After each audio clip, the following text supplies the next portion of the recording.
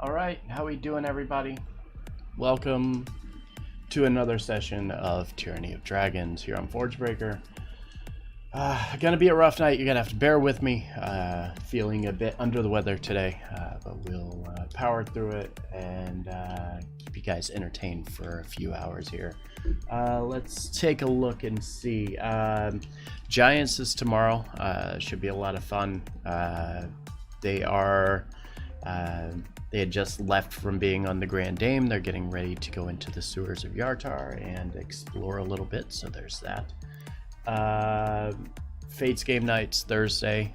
He's continuing Home Sweet Home. I'm thinking he's going to finish it, but I can't guarantee that. D&D replays Friday, which will have this game, Giants, and Ascension from this week. So if you miss any of the games, you are welcome to tune in for that. Let's see. Tyranny will return next Tuesday. Next Wednesday is Civil War. Entropy is this Sunday. And the next Ascension game, I think, is the 7th of October. And then we're also back to working on the Fallout 5e Brotherhood campaign that we're working on. Wanting to get as much of that complete as possible. Hopefully get some good progression in that, especially with Civil War coming to an end here very soon, so that'll be kind of nice. Let's go ahead and see if our guys are ready over here. You guys good over here? I am good. Hi, back. Cool. All right, everybody should be here, so if we're all ready, I'll go ahead and do recap. All right.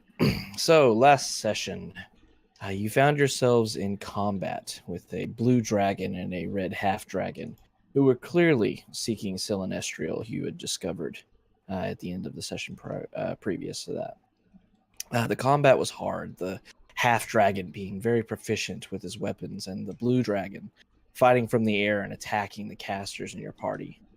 As the battle raged on, the half dragon inevitably being slain, the blue dragon moved towards the knocked out and wounded Silinestrial and released its breath weapon of lightning once again. Unfortunately, no one was able to save poor Silinestrial as she was slain in combat.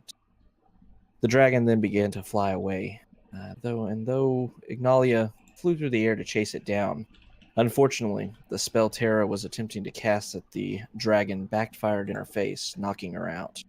The haste, powering up Ignalia and Stone Skull, immediately faded, causing Ignalia to fall to the ground and take a huge amount of damage from the heavy impact, as well as the attacks from the dragon as she was falling.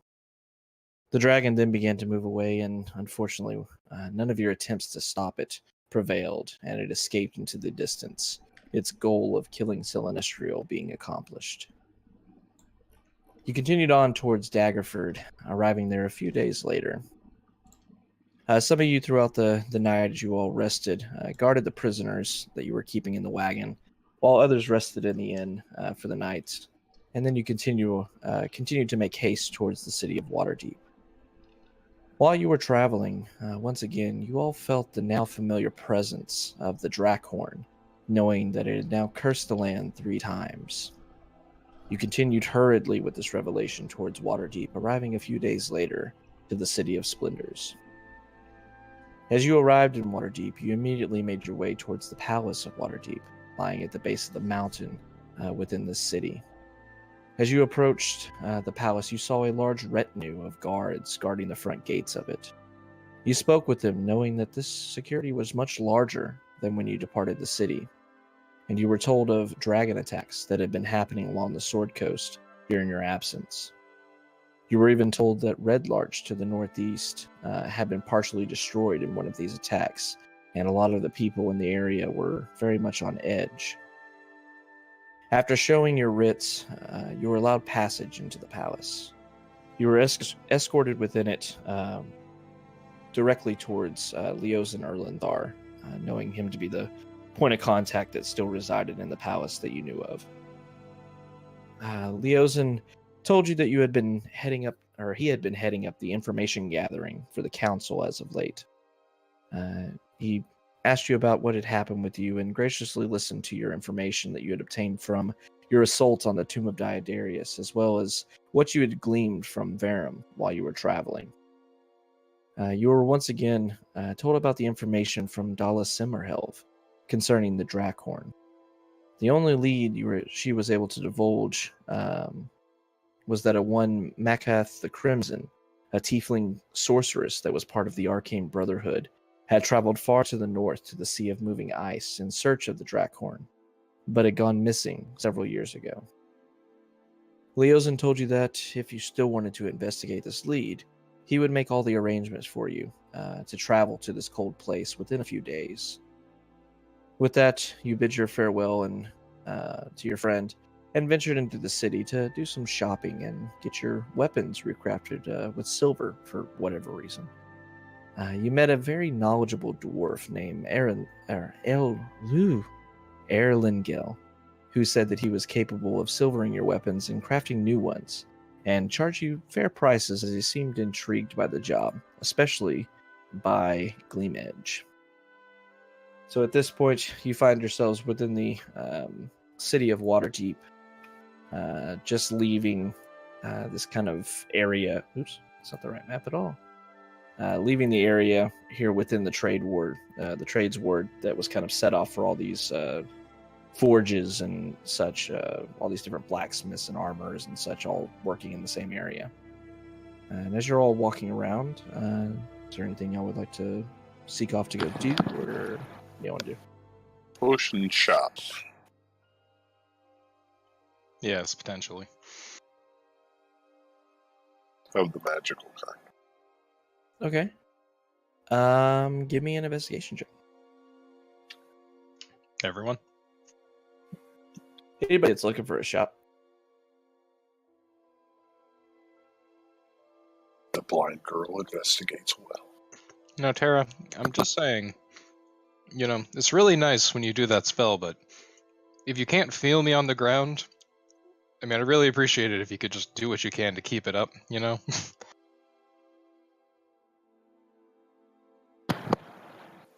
Oh, are you talking about the haste? Yeah, it's just that I don't like turning into a comet, spur of the moment. I don't really like knocking myself out, so... Oh, that's it was true. a bad time. I'm surprised the impact didn't wake you. I think I was up before you hit the ground. Yeah, right before she was like falling out of the air. So as you all begin moving around the trades ward, kind of looking at buildings and such, Tara actually stops, feeling a person next to him, reaches up and grabs his arm, filling his cloak. And this man, very bushy, white beard. You see a tome in his hand. He turns towards you and says, yes, young lady. And you ask him, inquiring about a potion shop, some repute that you'd be able to go to purchase some, potion of healing or things of that nature. The man kind of turns and spins in a circle. He says, if you go to the north of the trades ward, there's a few shops up there. They're all kind of in a row. The one with the large black potion on it is my favorite. And with that, Tara kind of starts heading off, knowing the cardinal directions at least as best she can, with your assistant. The rest of the group's assistant, I would imagine. But you make your way up to the top of the trades ward, and you find yourself in a row, a little bit shaded, with several of these very tall buildings.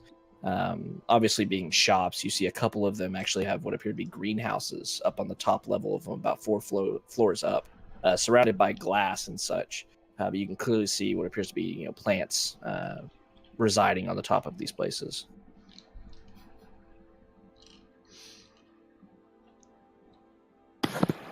Ignalia, do you see one with a black potion, whatever that is? Yes, I do. Yeah, it's right over here. Yeah, and as you make your way, you see a white-backed wooden sign, but with clearly a black potion, a vial that seems to be depicting this black liquid sitting inside of it. You don't see any other distinguishing marks on the outside, but you do see a half-open door leading into a somewhat dark chamber beyond. Walk up to the door and kind of peer in through the opening, knock on it a couple of times. Hello, are you open? As you say that, knocking on this wooden door, you hear a high tenor voice coming from inside. Yes, come in, please. What's the on a scale of 1 to 10? How good is the voice, tenor-wise? What do you mean? Quality, tenor. Are they singing? There's kind of like this silvery edge to it. Kind of what you expect out of elves and such. Yeah, I was about to say it's an elf, isn't it? All right, I head inside. Okay. Hold it open for Tara. I will be following. Okay. Everybody going inside? Yeah. So as you all make your way inside, you see this, like I said, very somewhat dark chamber. You do notice that the room itself has no windows down here on this first floor. And as you walk in, you see there are a couple of sconces up on the walls, illuminating much of the chamber in this kind of soft light. And as you look over towards the counter, you see leaning on her elbows, kind of looking at you, tilting your head to the side. Someone that holds the appearance of an elf. You see pointed ears as well as a very fair face, but it's all very dark in complexion. You all recognize this is a drow. And with that, she stands back upright and looks at you and says, "Oh, welcome, my friends. My name is Amelia, and this is my apothecary. What can I do for you today?" Tara's going to walk right up to where she thinks she is. Say, "Do you have any potions of healing?" With that, you see Amelia looking down at the girl in front of her, and she nods. She says, "Yes, my dear, I do, among other things." I'll take all of them, and then tell me the other things. With a bit of a grin, she smiles down and says, "I have quite a few. I'm not sure if you want to carry all of them. I have 50 or 60 of them in the back. It's my best-selling item, of course. A lot of adventurers," and she kind of looks around the group, "such as yourselves, I'd imagine, like to partake in them." How much are they? With that, she says, "The standard rate, of course, 100 gold pieces each." I don't want all of them. I'll take 10 of them.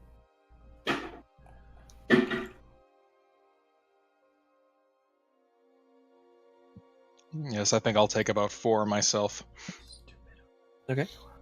I'm tired of going to potion shops, so I'm taking 10 of them. Okay. She does say, as you're working out your orders and everything, she says, "I do have a few." She thinks for a moment. "I think 5 of the slightly more potent potions of this variety. They cause you to heal a little bit more of your wounds if you would like to. They are, of course, more expensive, but I assure you they're well worth the price." How expensive? With that, she says, "They're a little over twice as much, 250 gold each." Is this the greater healing? You assume so. Quick maths. How much each? 250.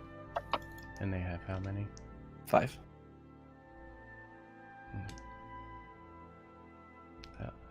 I'll take 1. And I'll take the remaining 4. And then 6 regular ones. Okay. Jesus Christ. Yeah, 250 gold required from Stone Sculpt. 1,000 gold required, or 1,000 for those, and then you said 4 or 6 more? 6. Okay, so 1,600 gold total for all of those potions. Okay. Anybody else buy anything? Just the 4 that I bought. It's 400 gold. I'll take 5 potions. Okay. Like I said, 100 gold a pop, so edit your money inventory accordingly. As she walks to the back, you see her opening up a very large cabinet, and as she does so, you just see a wall.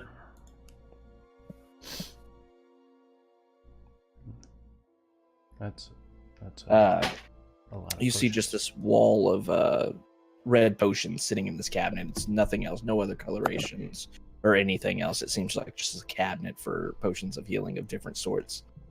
She goes through grabbing a bunch of them off the kind of topmost shelves, all of these kind of smaller bottles, setting them up in front of you, providing you all with your potions of healing. So you see some slightly larger vials that she grabs out, 5 of them, and pushes most of them out towards Tara. And then she looks down at Tara and says, oh, seeming to realize that she's blind, and she bags them up in a small sack and then kind of rests them down in front of Tara, kind of nudging her with it.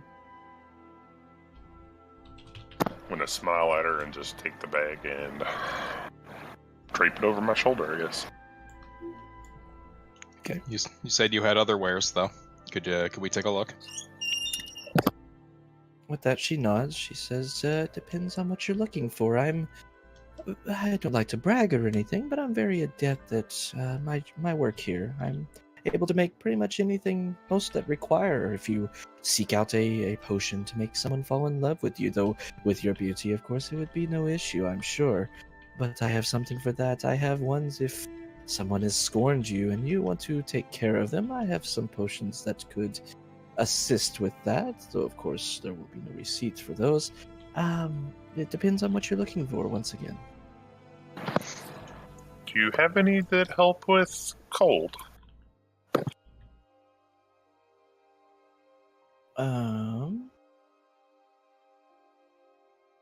She thinks for a moment. She says, I think I have maybe something for that. And she starts to turn around, and another cabinet she opens up, and you see a myriad of different colored vials, some very small, some somewhat larger. And she pulls one out that seems to have, as she pulls it out, it's orange in its coloration with this kind of red flickering light that seems to undulate back and forth. And as you look at it closer, it seems to be a bubble, but it almost looks like a small flame within it. She says, this one could help if you were, say, traveling in the north or something of that nature up in the mountains. It would keep you warm for 8 or so hours. That sounds wonderful. How much for that one? With that, she thinks for a moment. She says, it's made from some very rare ingredients that are shipped in from the north, but I don't have to worry. you seem nice, and you have purchased quite a bit of my goods here, so I would say for you 200 gold pieces.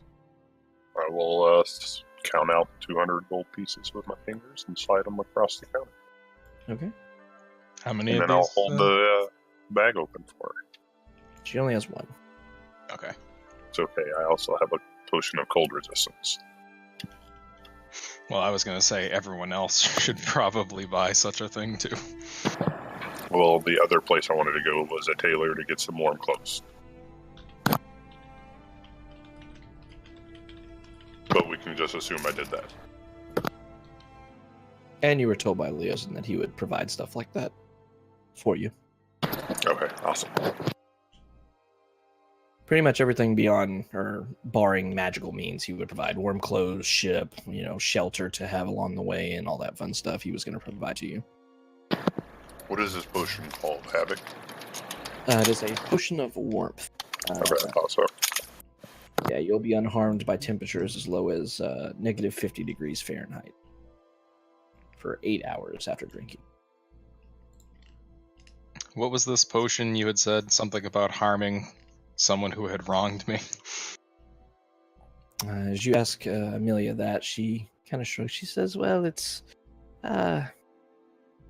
somewhat diabolical in its nature, I'm sure, but it could be used to coat weapons and things of that nature, but it's a potion of poison.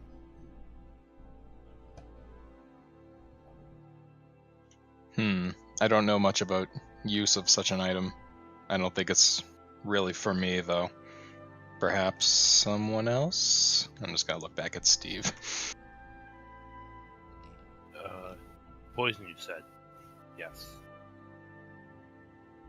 With that, she nods. She says, yes, it could be used if someone was to drink it, of course, is the best way to cause its effects to transpire. But if you were to coat a weapon or something, or arrowheads, things of that nature with it, it would have a slightly weaker effect, but it would still be very unpleasant for anyone struck by such this poison.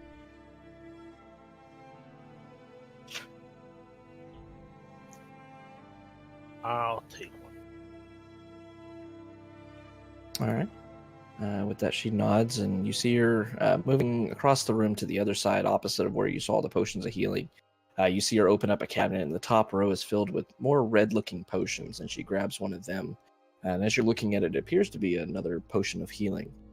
She walks back over. She says, I charge 200 gold for these as well. I would always give the disclaimer, keep it separate from any potions of healing you have on you. They are very similar in their coloration and appearance, but have very drastically different effects. Noted.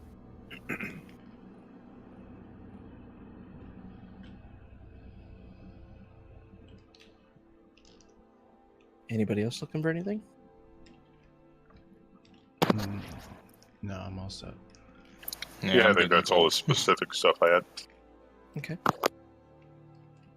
All right. So as you gather up your goods from that, Amelia nods to you all in turn. Says, "Thank you very much for your patronage. Please do come again, especially if you have all that coin. I've made a killing today." And with that, you all begin moving out of Amelia's apothecary.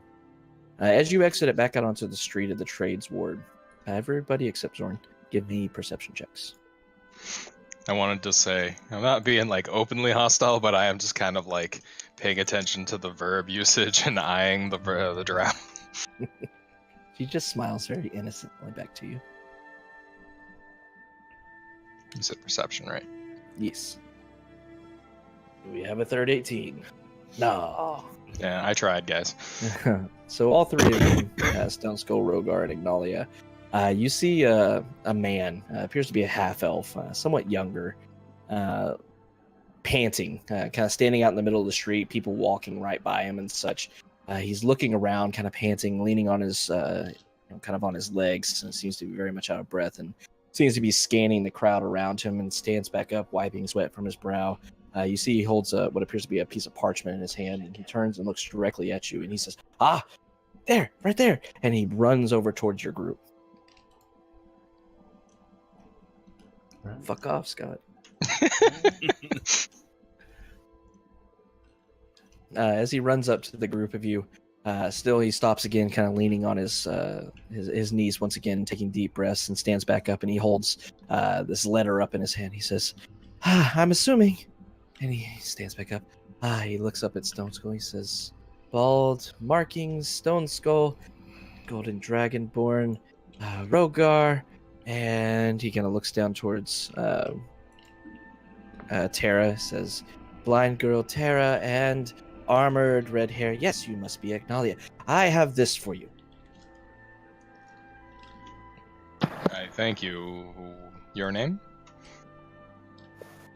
So he hands over this like sealed envelope over towards you, and stands back up, still breathing kind of heavy, but catching his breath now. He says, "Oh, my name is Edgar. I'm a mail carrier. I was sent to deliver you this letter post haste." No.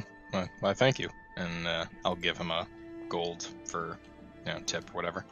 Thanks. As you do so, he looks down out of it, kind of wide-eyed. He says, "Oh, thank you, ma'am. I appreciate it very much." And I'll open the letter. Okay. As you look down at this letter, you see this kind of flowing script written across it, and you read it off out loud for everybody to hear. As you read along, you see, "I've heard about your endeavors. They are very impressive. You have stopped my fair city of Waterdeep from coming under attack by this cult, and I'd like to reward you. Venture to the dock ward and find the old Zoblob shop." And in parentheses it says, "I am not old Zoblob." Continues on saying, "Tell the gnome there," and in quotations it says, we seek what was promised, and he will show you the way. Signed, the letter X. Zoblob. Zoblob. And he's going to show us the way. Away.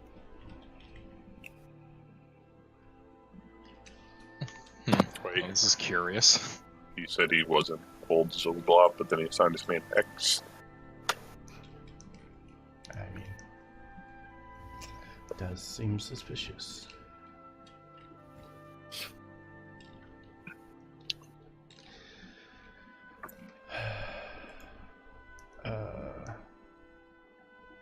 Well, my first thought is, is this cultist sect trying to get rid of us? If there's a cultist sect here in Waterdeep, well then we need to weed them out anyway, so... My thoughts exactly. Let's go. Tara's gonna pound her fist into her other hand. Yeah, let's go.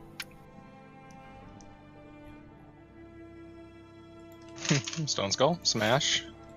Absolutely. Rogar, you have any comments? Yeah, no, let's smash, stab, or receive. You introduce, sir. Introduce the rapier. Alrighty, so you know that the dock ward lies down to your west. You're not too sure where this shop may be, but as you move in, you see that the demeanor of the city begins to change around you. The trades ward, as well as the castle ward that you were in before, were fairly nice, well kept and all of that. As you make your way down towards the dock ward, however, you see that it gets somewhat less appealing. The further you go into it, you start to see that the very prominent lights with torches or continual flames cast upon them are smashed on the street. Dusk is starting to set in as you spend a lot of the day either traveling into Waterdeep or shopping. The streets are all kind of dark and foreboding as you move around. You're able to find a couple of people that point you off, but they all everyone you talk to is very short, not really wanting to talk to you, and they quickly head back about their business. After about an hour of searching, you find yourself fairly close, within a couple blocks of the docks themselves, and you see the shop that you're looking for. As you move forward, you see a cloud of lavender-scented purple smoke trails out of the shop's door as you peer inside. As you're looking around it, you see every wall is painted purple, and every dusty knickknack on the shelves is dyed a deep violet. You see, sitting on top of the counter, a hairless old gnome sitting cross-legged on the counter, wearing plum-colored robes. You see his cheeks are decorated with 9 purple face-painted eyes. As you all make your way inside, the gnome lowers his pipe and exhales a cloud of lavender smoke before raising a hand. Hail and well met. Come browse the shelves of the most curious curiosity shop in the world. I'm curious. This is what we got the letter sent for. I mean, my first thought is there's a ton of purple, and I'm immediately fixated on wearers of purple. This is going to be a hostile situation. But yeah, I'll head inside. Excuse me, we were sent a missive. Might I have your name? I'm Ignalia.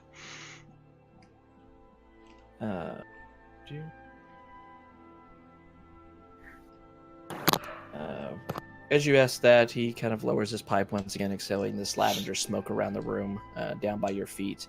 He says, my name is lost, unfortunately, due to the people of this place. He kind of motions around him, probably motioning you to the dock ward or the city of Waterdeep itself. He says, but everyone just calls me Old Zoblob.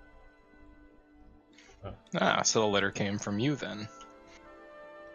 With that, he tilts his head. A letter from me? I do not think so. Did not send one out anytime recently. Well, I think you were supposed to tell him something specific. yeah, I was about to ask. Was it we see what was promised or we seek? We seek what was promised. Okay, yeah. So I'll just say we seek what was promised. As you say that, you see him bringing the pipe back to his mouth, and as you say these words, he stops and tilts his head to you. He says, "Ah, you got a letter from him, then? Ah, very well." And with that, he hops off the counter, very short, gnome. With that, he says, "Come, come, come. I was instructed to take you back here." And he begins walking around the counter and disappearing for a moment due to his height, but then appearing on the other side of the counter and moving back through a back door.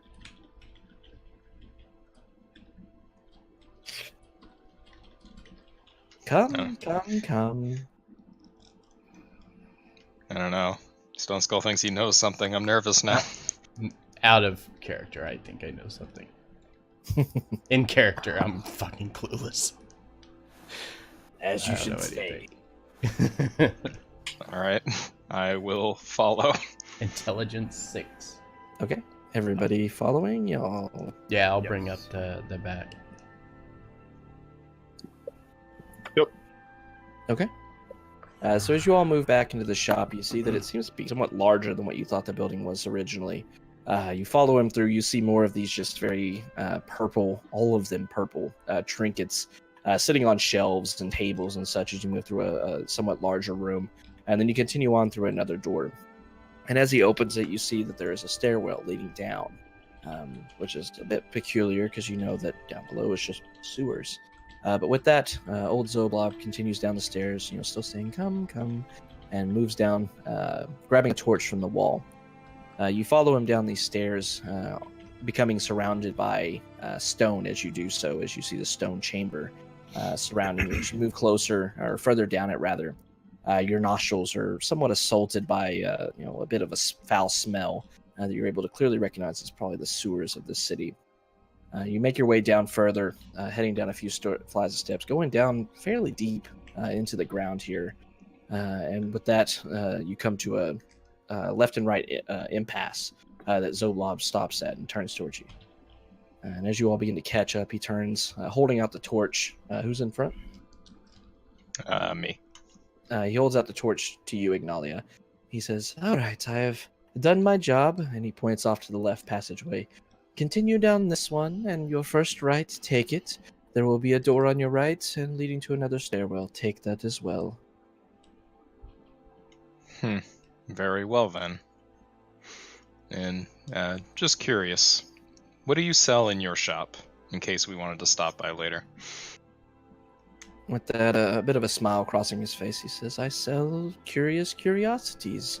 Everything is purple. It is my favorite color, after all, but everything you could think of, strange creatures depicted on toys.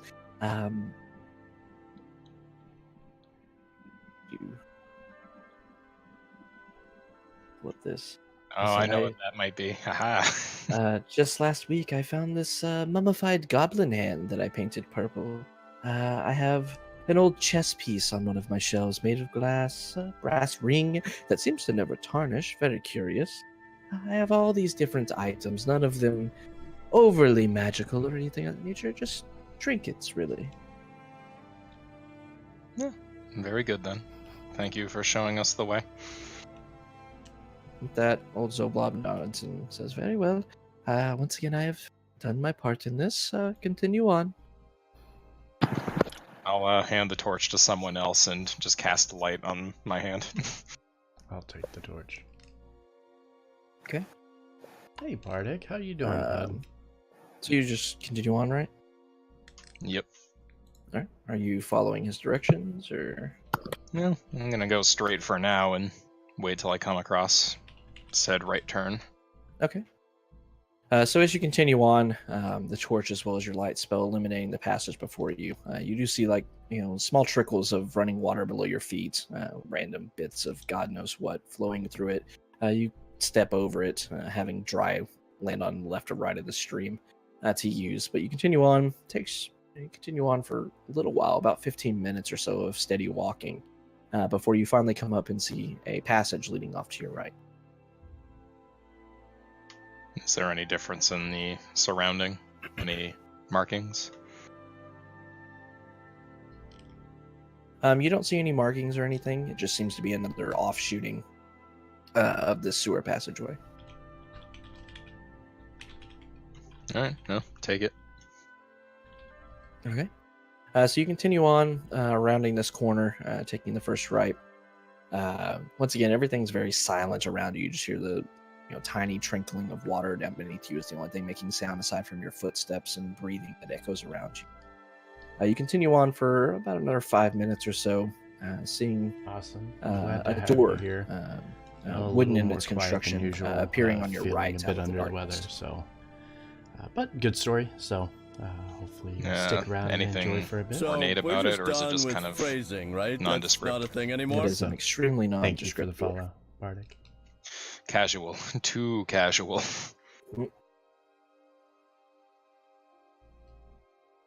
This is a mimic, I swear to God. I open the door. Okay. The door kind of squeaks as you open it, seeming to not be used for quite a while. The hinge is definitely needing some oil.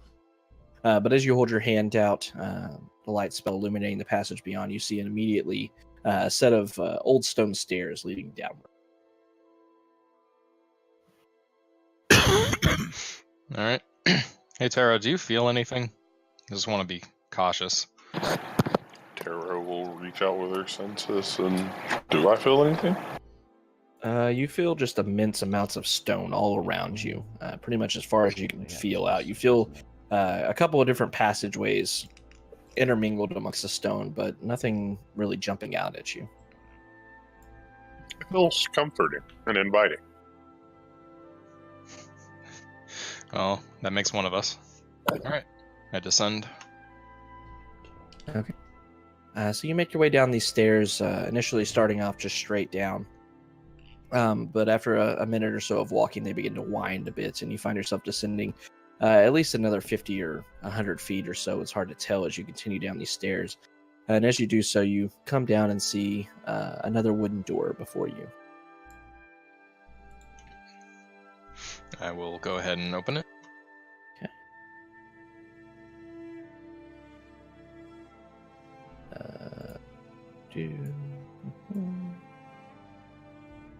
All right. So as you open this door, you see that the all the walls and such that you have been up to at this point had all been crafted out of the stone around you. But as you open this door, it seems to be very much less crafted, or at the very least, you do see a passage going before you, but all of it out of this rough-hewn stone. If it's Xanathar's lair, I swear. Oh, come on. There is a map change, too. Oh, yes, nice and tight. Very good. Okay. This is, Very tight quarters in this pathway. This is comforting. Hmm. This is All fun. right. I'm going to go ahead and use Divine Sense just once. Okay. You don't sense anything. All right. And I'll slowly creep along the passageway. All right. As you move forward, you see a pathway. Once again, this kind of thinly cut passageway heading off to your northeast. And you see the path that you're on continues off to the west. Did we get the instructions beyond reaching the stairs? Nope. Nope. Didn't think so. Tara, the path is split. Do you sense any movement in either direction?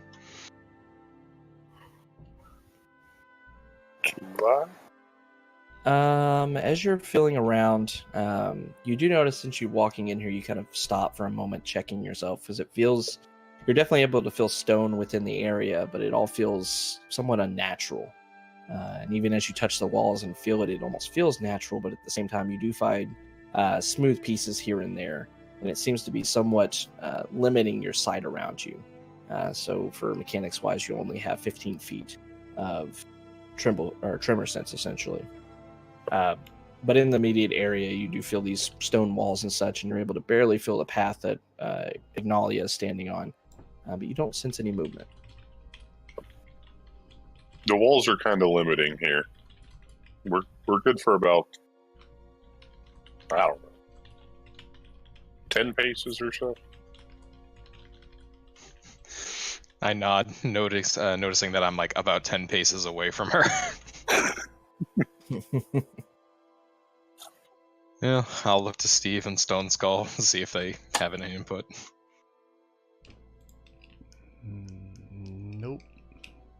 Nothing here. All right. I take the path with overthinking written on it and go right. Okay. As you move into this area, you move into a small chamber, another tunnel leading to the northeast. You see several support beams made of wood rise to the ceiling, though they do look somewhat rotted with the passage of time. Give me a perception check.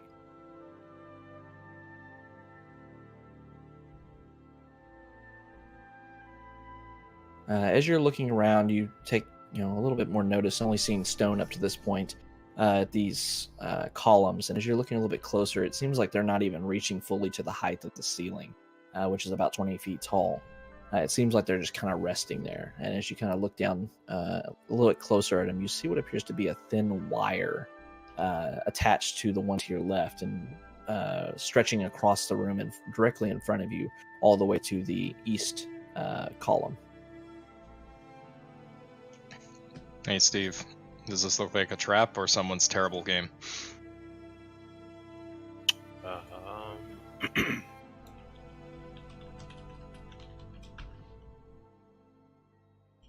Would that be insight? I mean, if you were to move forward and look at it, you can clearly see this is probably a tripwire trap. What exactly it does, if it's tripped, you're not sure.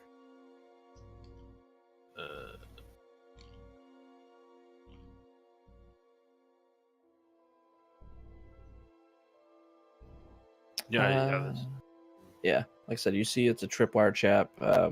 As you're looking at it, it seems like you notice as well that these wooden columns are going up and just barely wedged in place. And as you look a little bit closer, it almost seems like the ceiling that they're wedged in place against is a little bit loose. So, so it looks pull like it down. Yep. we don't progress carefully, the ceiling's gonna drop and probably hurt one of us. Not all of us except Tara. Or we could Well. just pull it down ourselves. That is also another thought, but will there still be a path there afterwards?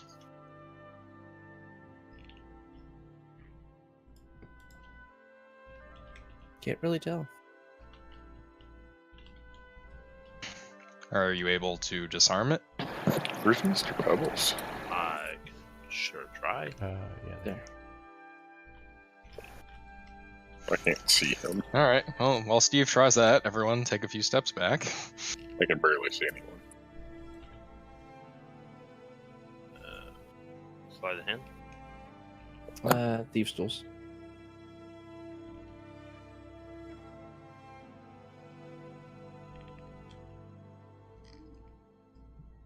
Which is essentially a sleight of hand if you're proficient in it. Okay. I have a map note for Steve's tool, so. Jesus. Holy Yeah. cow. So as Steve moves up to it, he sees that the wire is taut between these two, and just cutting it is going to cause it to release the pressure that's on the two columns, rather. So he moves over to the left one, placing his foot and wedging this column in there. It kind of shudders a bit. You hear the roof above Steve begin to kind of rumble a bit. But with a quick nod, he reaches down with his dagger and quickly cuts this very small metal wire. With a twang, it pops out, and the roof doesn't collapse. You feel that you've safely disarmed it. Well, I think it's safe to progress now, and it won't collapse on us. Alright, well, let's just keep our eyes open for any more. You think? Can I have some kind of sight for Mr. Pebbles? Because I can't see him on the map.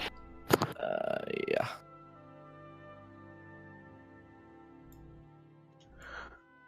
And do we notice anything else about the room, or is it just nothing else really in there? Nothing else you can see in there. Like I said, these rotted columns, obviously being the trigger to the trap that was in here. But elsewise, as you look around, you don't see anything.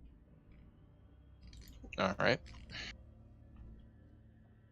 So yeah, I'm just keeping my eyes out for any more traps then. Okay. Give me a perception check as you move forward. As you gaze up to the north, you see another chamber. You see this dark chamber has a small wooden chest lying at the back of it to the north. The air smells stale, and the silence, aside from your footfalls, permeates everything around you. But you don't see any traps or anything. No bones lying in front of the chest. No Smears bones of lying. blood around the lip of the top. No, Nope. don't lie to me, Havoc. Don't see any of those fun things. I'm sad about it. All right, I will, still being very cautious, approach the chest, and, well, knowing that it could be trapped, and even though I don't see it, I'll like step to the side of it and poke it with my sword, kind of like pry it open just to see if I can trigger That anything. totally doesn't Okay. look like a mimic, does it?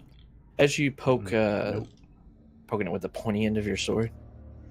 It's sheathed, so it doesn't really matter. Okay.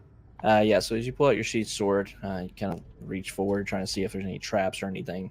You poke the end of your sheath into the sword, or into the chest, and as you begin to pull it away, the sheath sticks to the chest, and you draw your sword away from it. The chest begins to writhe and move, large teeth presenting themselves. And I you said find don't yourself lie to me, confronted with the mimic. Everybody roll for initiative. Havoc, I said don't lie to me. I said it. This mimic eats its victim's soul. Do what now? So this mimic eats its victim's soul. That's why there's no bones. Mm-hmm. Precisely. All right. All Trying right, to time to smite. find the right spot here. 1 sec.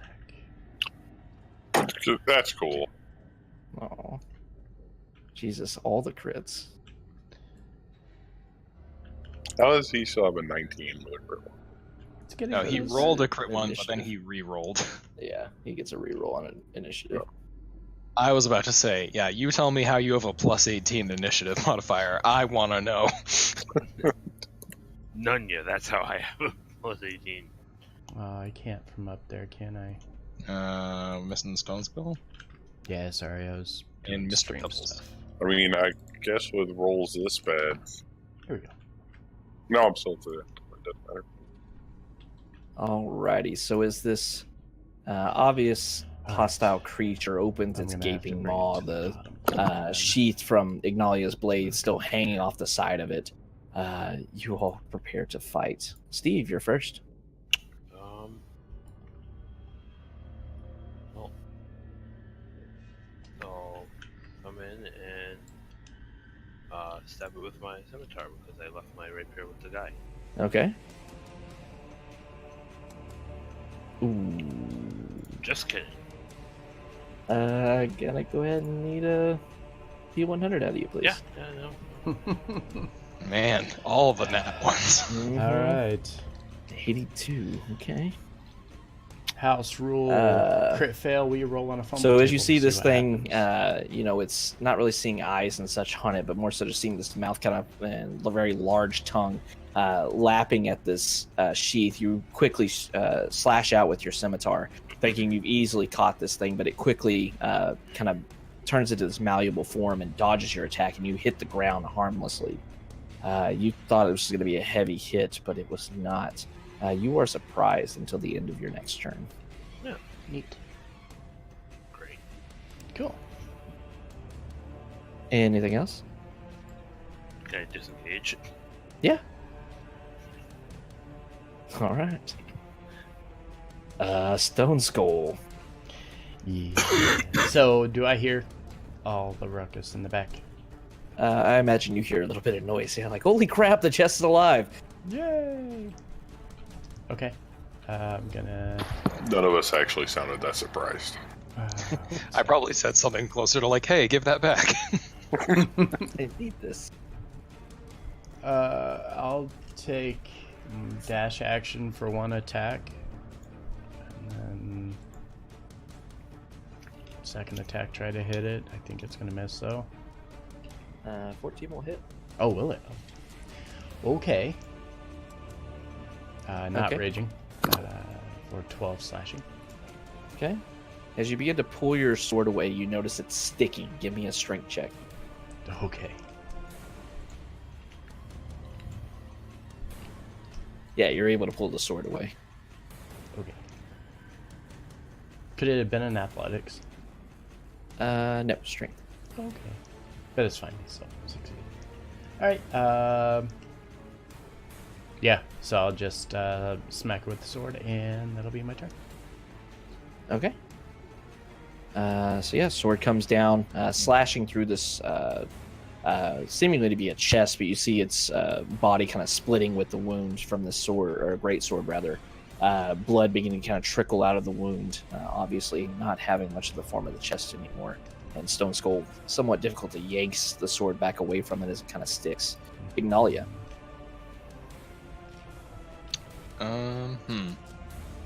So I definitely notice him struggling to get his sword away. Plus, I've seen my sheath go from me. Mm-hmm. Yeah, I don't like being in melee range. I will step back to where Steve is and give it an attack of opportunity. Okay, it's gonna shoot out like a tendril towards you. 23. That will hit. So as you try to step away, this tendril wraps around you, dealing 9 bludgeoning damage, and you find yourself unable to pull away from it as you were grappled. All right, no escape. I mean, you could use your action to do so since you're grappled as you were trying to move. Oh, yes, I should do that.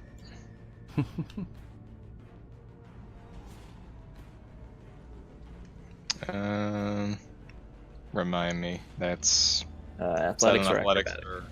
Yeah, or acrobatics. Okay. Versus its strength, which is 9. Does a Yeah. 23 win? Yeah, you're able to break the grapple, pulling away from this creature as it was trying to lash out at you and trying to bite you, but you're able to get away now. All right. Yeah, so I'll step back behind Steve, and then, wait until I can cast. Okay. And I'll just kind of casually yell out to everyone else, if you leave the room, I'll just let it burn alive in here. All right. Well, with that, it is going to attack the one right in front of it, going after Stone Skull with a pseudopod attack. Crit fail, so it misses wide, not even getting close to Stone Skull. Yeah. Give us that Fair. D100, Havoc. I'm not doing it for a pseudopod attack. God damn it, don't you deny us our fun. All right, Tara. We're going to give Stone Skull a Stone's Aegis and move forward. And hit it with my maul.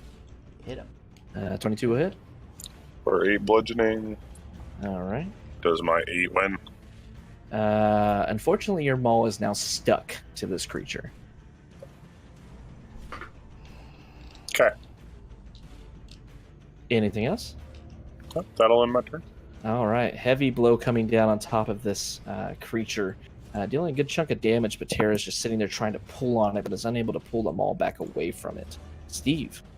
Alright, step around Stone Skull and try again the scimitar. Oof. Well, you don't super fail this one, but you do still miss. Okay.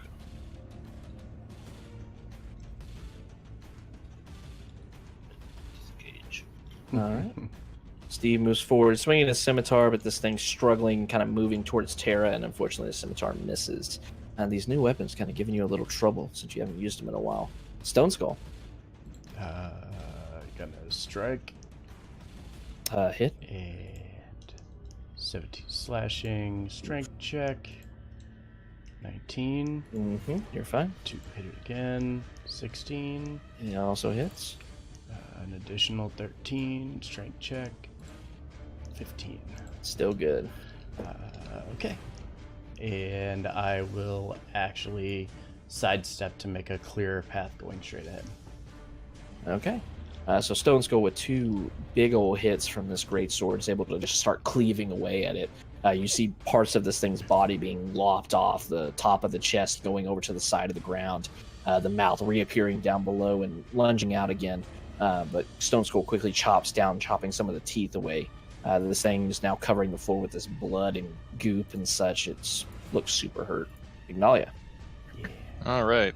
I will cast like Scorching Ray. Okay.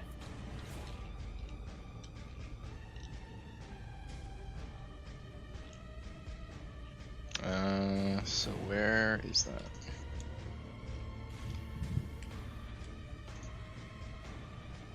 Stone Skull is the resident I Hulk make smash character. 3 rays of fire.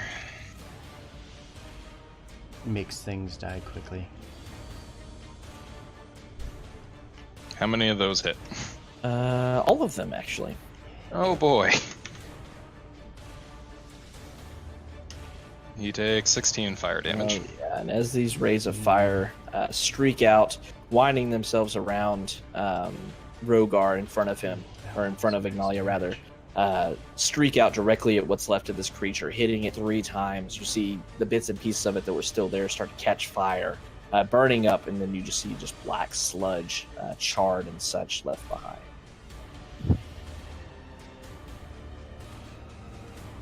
Well, Am I able to pull my maul away once it's dead? Yes. yeah, retrieve my scabbard.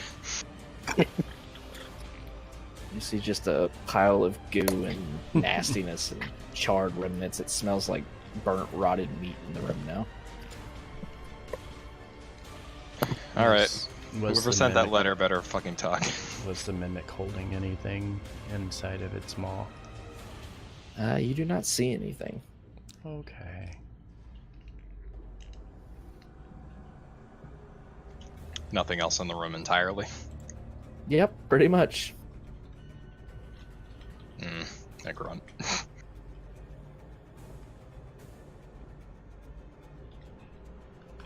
What do you All want right. to do? Head back into the other room.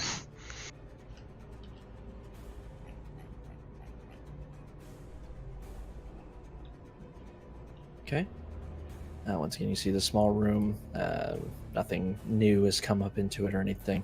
Able to move back down into the passageway before. Pathway leading off into the darkness to the west. Still looking for traps. I hate that these hallways are so slow or so small because I can't move both tokens through at once. All right, give me a perception check as you move forward. All right. As you move down the tunnel, you see a thick door that seems to block another passage going to the north. The door is right here. On the wall next to the door, the word "irony" is in common is engraved.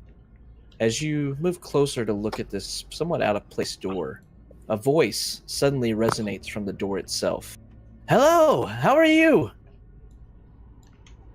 Oh, I swear to God, if you're another mimic. What? A mimic? No, of course not. I'm doing well. How are you? I'm Who's here to be a talking door. right now? Tara, don't be rude. This is the door in the wall that I'm talking to right now. Yes, I am a door. I am doing well. Somewhat quiet around here lately, but other than that, being slightly lonely, but other than that, I'm fine. Oh, well, quite good. Being a door, you must lead to great things. With that, the door is silent for a moment and says, "Well, I would assume so. I would hope so. I mean, what is a door if it's not blocking away something great after all? Unfortunately, I have no idea, but I like that train of thought, though. Of course I am. Yes, yes. Of course I'm hiding something great. Something behind me is well worth your time."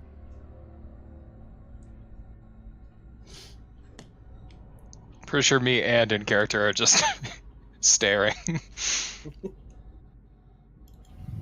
So, are you open? Would you open for me? Like, Did you buy dinner first? well, As I you- was gonna say, how invasive is it if Rogar, does his lock picking? As you ask that, he says, "I would love to. Unfortunately, I have no idea how I open. What's a door if I can't open, after all?" A wall? The wall, that's That seems less fun and not much of a life, really. I hope I'm not just a wall. I have hinges. Surely I open. How about a barricade? A barricade? That's much more foreboding. I like the thought of that, but I still would like to open. I mean, barricades It's can be crossed, I probably a trap, suppose. you're right. We're talking to a door with having an existential crisis. Yes. It says irony Yes, it on the is. wall. I just want to know. Mhm.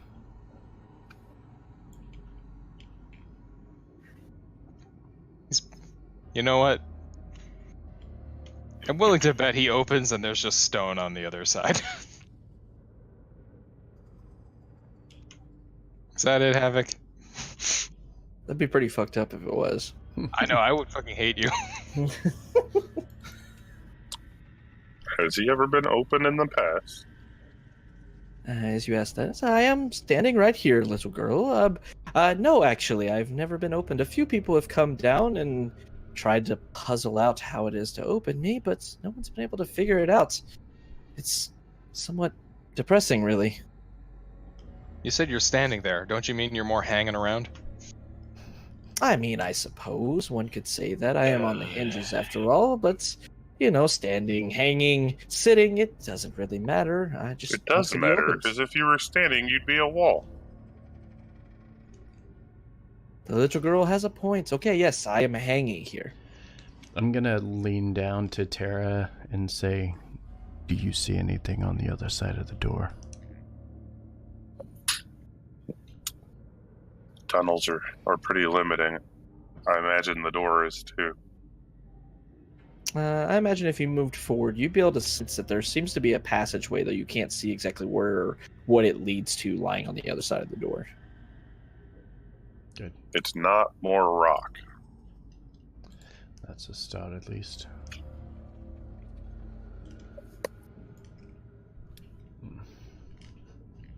Well, what is the door made out of, Ignalia? I'm made of iron, little girl. Can't you see? No? That's why I asked. Oh, Is that why it's irony? Oh? We're on to something.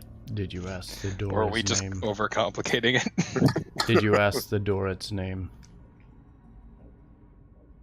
I think you just did. my name. I never thought about having a name before. What would be a good name, do you think? Irony.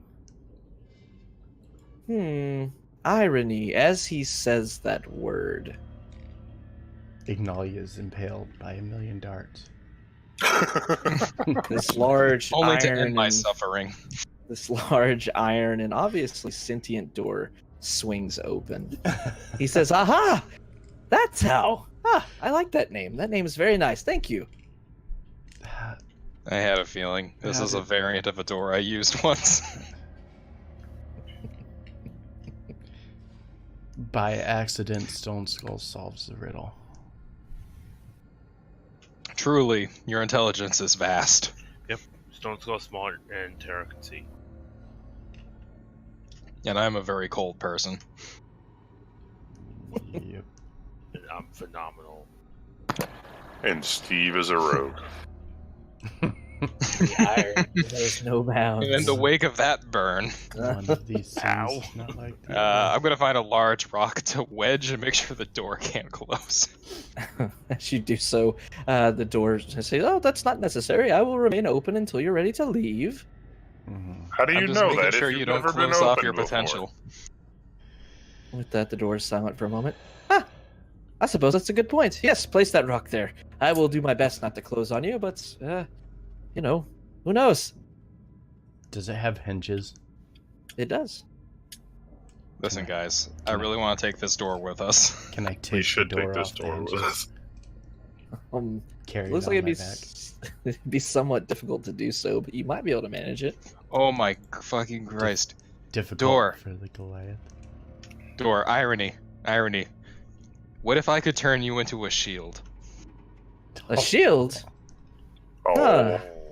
Then That you'd sounds- really be protecting. You'd stay in between me and all danger. And I would have something behind me that I mean, you are great after all. You're the only ones that have been able to open me. Huh, that would be interesting. But how would I be turned into a door? Or into a shield, rather?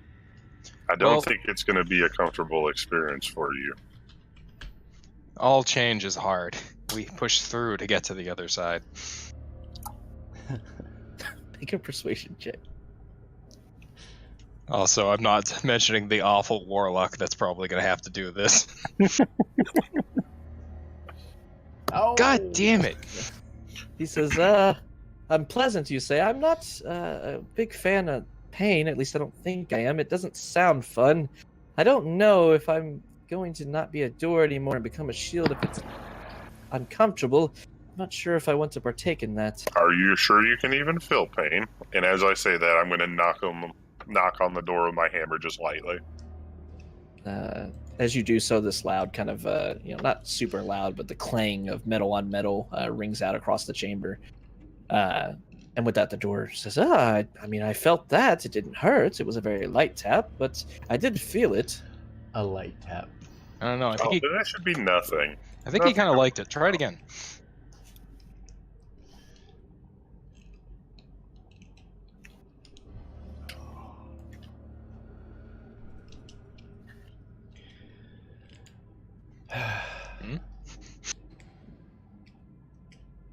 What, did I miss somebody? No. No, sorry. You I are. heard someone yell, so I wasn't listening for it. Oh. Yeah, as I say, well, would you be opposed to coming with us? You don't necessarily have to change. Well, I mean, I'm not necessarily opposed to it, but I have kind of grown attached to where I am right now. No, those are just bolts, dear. We can undo them. Oh, well, in that case, then no, I don't mind. Steve, get on it.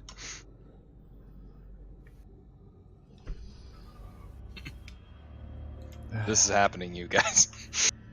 How are you going to carry a large door? I'll carry it. It's a door. It's not terribly heavy. I'm gonna reach into my pouch and grab a piton and the hammer and hand it over to Steve to help him kind of knock the hinges loose on it. Ah, the old flathead screwdriver method. Mhm. I like it. Mm-hmm. Ain't Yeah, no one got see. the right tools. As you're looking at the Those hinges are the of right this, tools. if you're looking at the hinges of this door, you see two large sets of them at the top and bottom of the door, holding it in place with large bolts. You'd be able to, do a sleight of hand check and see if you could knock them loose. With the first one, you move up with the piton hammer that Stone Skull gave to you, and with one quick smack of the hammer against the piton, the bolt flies out. The door immediately exclaims, "Oh! Well, that was an interesting feeling. Good, interesting, bad, I'm- interesting. It felt quite nice, actually. Suddenly not comfortable with this door. Do it again." Mm, Don't do it again. Could I just insight this? Are you inciting? I don't know. I wanted to... Are we kink shaming a door? Yeah, I was gonna say, is he enjoying this? You don't even need to incite that. He enjoyed it. I'm just saying, is he genuine? He's like, do it again. I think we should turn you into some chainmail because you are kinky. Even by my standards, that was bad. You don't know standards. Shut up. Get that hinge off. Perfect. So with another Oh, this is quick gonna go well. stroke, the hammer and the piton going against the bottom bolt that's holding onto the hinge there, with another scream of just exhalation. Oh my goodness! The door slips, kind of hanging from the wall, slips down very quickly, a loud kind of dong as the metal strikes the stone floor beneath you. It says, that was an experience. Are there any more bolts there?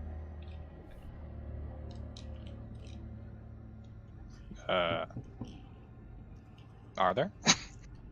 They're not. No, they're definitely not. Oh, well, that's unfortunate. Maybe could you find those and put them back in? Nope. Perhaps later. Oh. There's plenty of ways. What we just did was just a very subdued version of what we proposed earlier.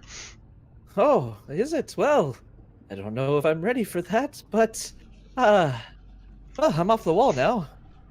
When you have more experience, dear. All right, I need somebody to make Or fan do you art want to of quickly Stone go just Skull change your stream to tying. 18 plus? Yeah, I need to set this to adult real quick. Hold on, be right back. He ties the table to his back. DM did not plan for 200, Trebek. Oh, I'm so proud of myself right now. Okay, so You there should is a... give us talking things or flying little creatures or anything that we can take and stuff in a bag.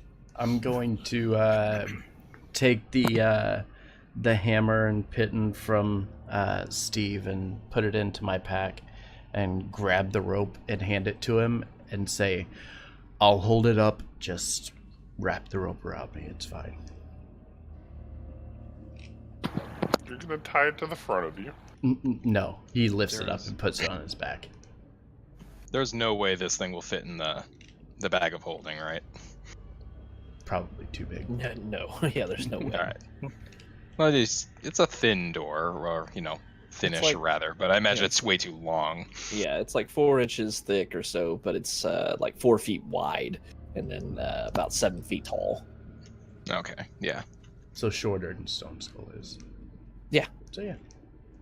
I don't know, guys. I think we need to start building our own keep. This door is now a shield on the back of Stone Skull until we get an actual shield made.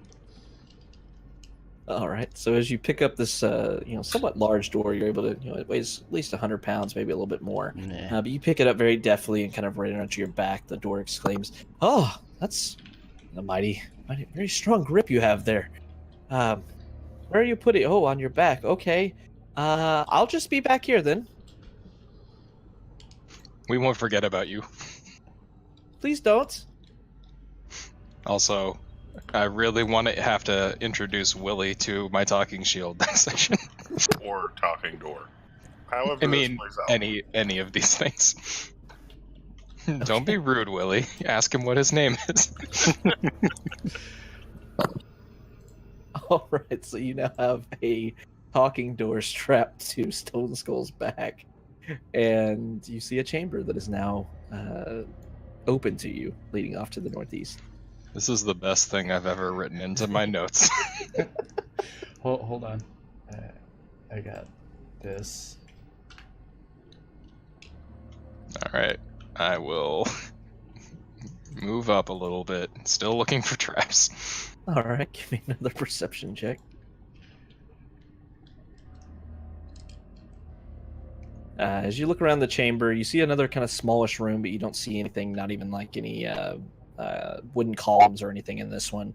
As you check the floors and the ceiling, the walls, you don't see any appearance of any traps or anything before you. You see the path leading out of this small chamber leads off once again, somewhat winding passage off to the northeast. And you hear kind of down the hallway an echoing sound of the door saying, "Oh, I'm going on an adventure." I love him. Alright, what's in the room I'm approaching? Like I said, this is the empty chamber you saw. Oh, sorry, I meant the opposite hallway. As you continue on, moving around the corner of this hallway, once again, you don't see any traps or anything. You feel it's safe to move through. As you do so, you see another small chamber lies before you, a chest resting against its northern wall. I pick up a rock and throw it at it. Okay. Give me a dex check for a ranged attack. Ugh. You wanted to throw the rock. Not bad. So you're able to hit this chest, and as you do so, the rock clinks off of it, a somewhat hollow sound coming out as your heavy throw hits it. Just dunk, and the rock bounces harmlessly off of it and lands on the floor. Nothing else happens. I just imagine I do it again just to be sure. Stone Okay. Skull now has to like Another maneuver with this thing on his back. I mean, I just do it until it hits, okay? Like, yeah, listen, you hit it and nothing seems to happen. All right. Tara's going to The tap chest. Magnolia on the shoulder. Yes, Tara? You learn how to throw rocks like me. I don't think it's quite like you. Not as impressive. It seemed like it. Well, I learned by watching the best. And then I will go ahead and try to do the same. Pry it open gently while off to the side. Okay. You see no lock lays on this chest, and you kind of slip the end of your scabbard or blade. Scabbard.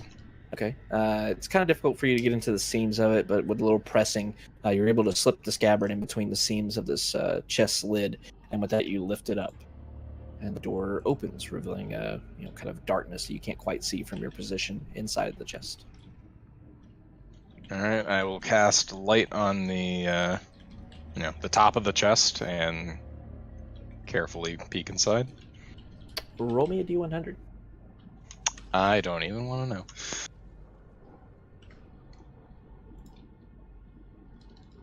It's a mimic inside the chest. This chest contained another chest. Roll me one more d100. Oh God. Okay. So inside,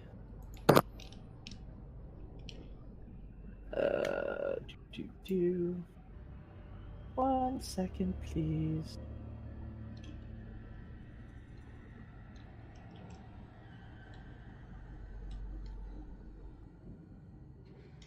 If you're using the DM's tables, I'm very happy. Oh. Higher So- numbers are generally better things. Mhm.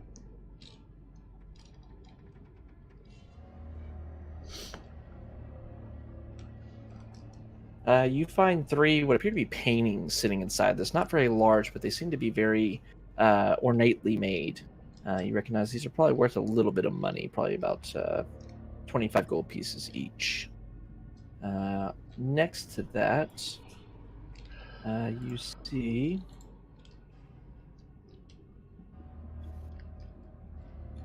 what appear to be these large cylindrical tubes attached to it. You see a nozzle kind of going off to the top of it. It almost looks like an instrument of some kind. A nozzle? Wait, say that again? Like a You see this Like a horn? this item. It almost looks like 2 tubes coming off. You see holes drilled through the top of the leftmost tube. At the top of it, these 2 tubes are kind of strung together. A piece of bone or ivory or something separating them a little bit further away than they are at the top, down towards the bottom. The top of these 2 tubes are kind of interwoven together. You see what appear to be small, either like rat skulls or something like that, sitting on the tops of these. And it seems like there's a breathing hole up at the top of these 2 tubes. It seems to be an instrument of some kind. interesting. Man, I don't know what kind of music you play with this, but we should probably disinfect it first. Give it to Mr. Pebbles. Wait. I don't know if Mr. Pebbles has lungs. Don't give it to I him. was about to say. Well, we're fortunately missing our bard, so. Yeah, is that all that's on the chest, those 2 things? Mhm. Alright. I will pocket the, I honestly have a hard time picturing this thing right now. I'll pocket it and put it in the bag. Okay. No one feels the need to figure out what it is right now, right? I mean, I'm kind of curious to see if anything happens when we blow on it. Would you like to? Would you like to make music? No, because what if it gets stuck to my lips or something? Well, we should figure it out later then. Personally, I just think it has rat skulls on it. We should probably wash it first. Oh wait, fire. And I kind of just lightly flame sterilize it. Okay. Alright, I blow it. Okay. Uh, Yeah, you wanted it. Everybody but Ignalia and Mr. Pebbles give me wisdom saving throws. Oh, damn. Oh, what have you done? I don't know. I honestly don't know. Oh, that's so much better than it could have been. oh, don't worry. It's gonna get bad.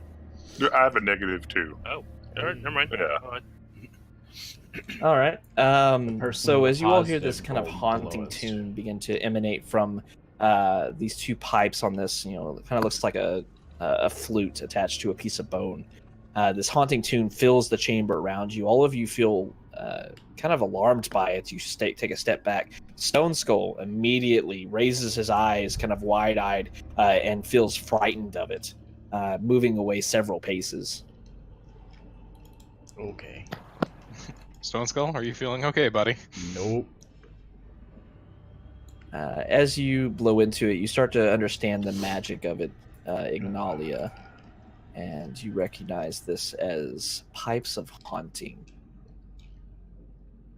So it's not This the was- Drakhorn. This was inside of it. Inside the chest. Yes. Okay. Okay, I thought, based on the description initially, I thought it was a bagpipe, and I was really excited. I was like, I learned to play the bagpipe just to annoy the shit out of everyone. Drinking music. I know how to play the guitar. I'll show you guys one day.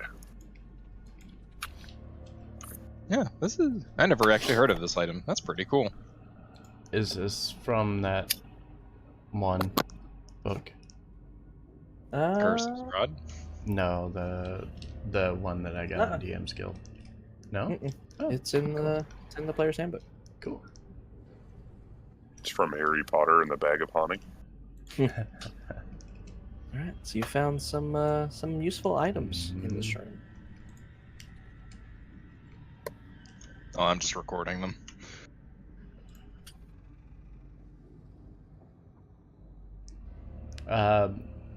With the horn being sounded and the door on my back, I'm gonna make my way out to the hallway and kind of look around. Did that stir any movement inside this cavern?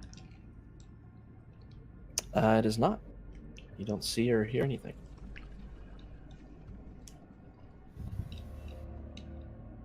And as you all begin to move out of this chamber, looking to see where else you're going to go, let's go ahead and take a quick 5-minute break. Yeah. Okay. Yes. Because I have to tinkle. Okay. All right. And I'll I be right need back. more drink. So, 5-minute break. When we come back, we will continue our dive here through this interesting little area that I'm not really sure what it is, but so yeah, stick around. 5 minutes. We'll be right back, and I will see you guys then.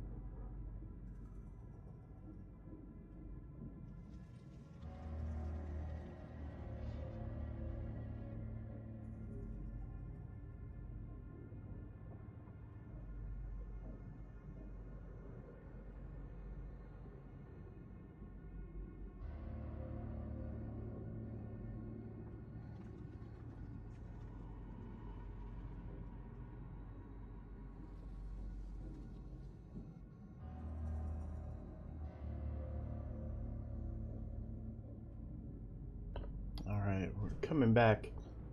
Thank you all for being here.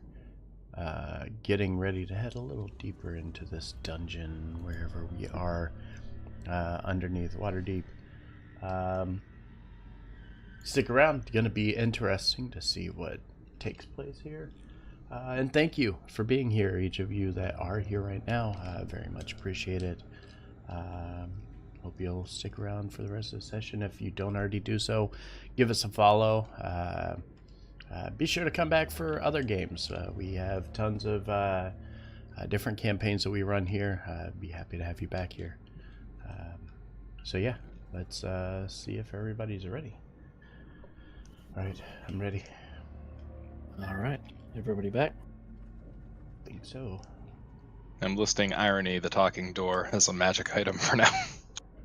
Okay. So as you move forward, back in this kind of main hallway, you see a couple of paths presented before you. The one down to your south is very small. You see it leads into appears to be an expansive cavern beyond it, but it's going to take a lot for you to squeeze through it. Stone Skull might not be able to go through it at all. And as you look further down to the west, you see a couple more pathways leading off to the north as well as the northwest. Yeah, alright, I'll start with the door on my left, looking for traps. Okay, give me a perception check. Nope, I'm blind. You still see this very, small and kind of, it's not even really a pathway or a doorway or anything like that. It's almost like just a very small parting of the stone. Only a couple feet wide. You'd barely be able to squeeze through this. And you don't see any traps or anything. Yeah, Tara, is there anything you can do about this opening? It's kind of tight. No. No, there is not currently. I mean, I can blast it away. Well, I mean, that would do, yes. I'm sure there's another way around.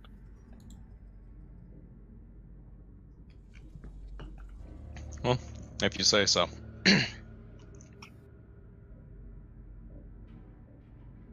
Yeah, I'll look to the north now, or my right, whatever. Okay. Give me another perception check as you move into this room.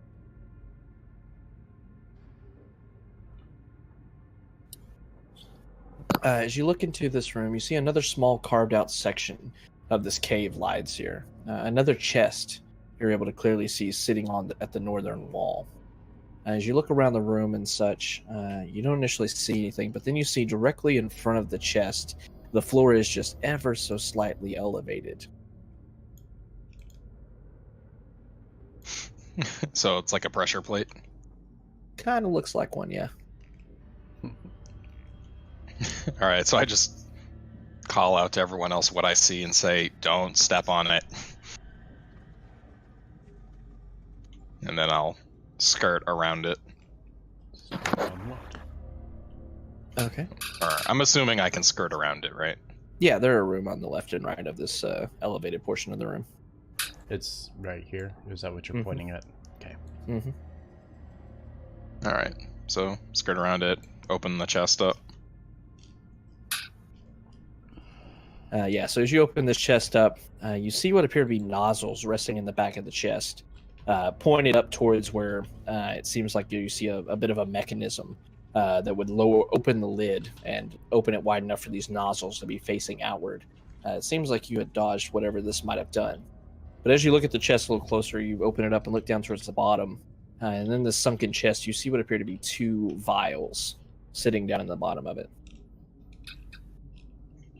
Fish them out. What do they look like?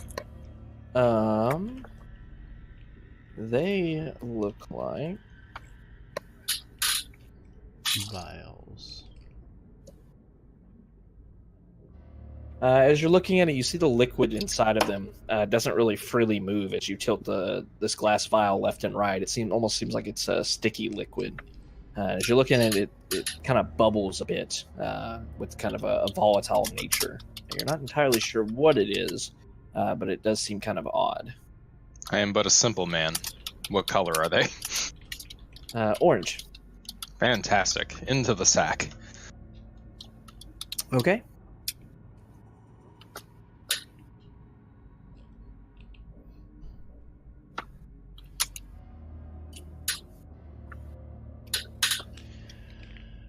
Okay. All right, everyone. Keep avoiding the pressure plate. Back into the hall. All right. You move back in, and you see the path you were able to barely see seems to lead off to the northwest. All right. Now stick to the right.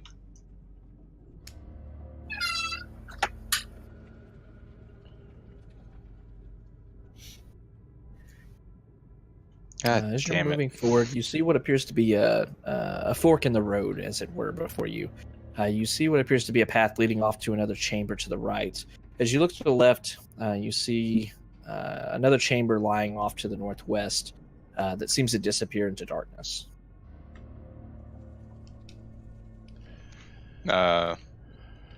Where disappears into darkness? The northwest path. That one? Yes.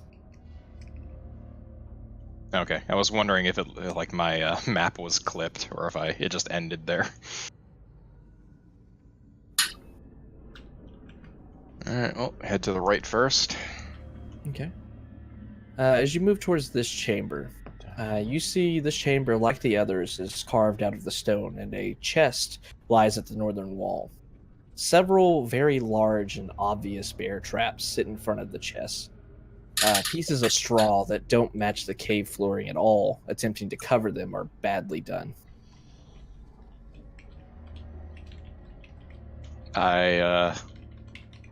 What? Steve, I want you to appreciate this.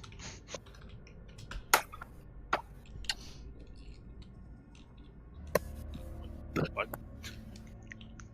Listen, you have to look really hard, but there's some traps in here.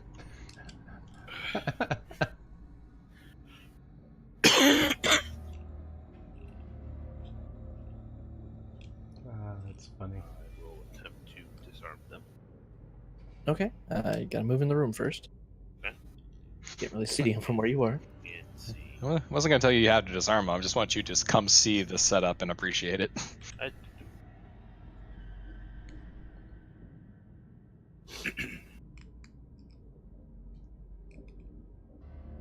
So yeah, you see three very, very obvious bear traps sitting before you, blocking the way to this chest.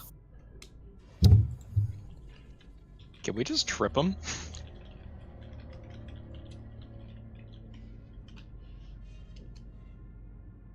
Wait. Think maybe. Alright, well, I want to throw a rock at the chest until I hit it. Okay, make another deck check. Pretty sure that that's a trap. 3. Misses, hits the wall beside it. Natural 1. I hit. Doesn't even make it all the way there. It actually stops right at your foot as you lose the grip completely. As you reach back to throw the rock, it falls out of your hand before you even throw it. You're terrible at this. Another natural 1. There's a pile of rocks starting behind Ignalia. I'm gonna take the rock from her hand and 15. throw it.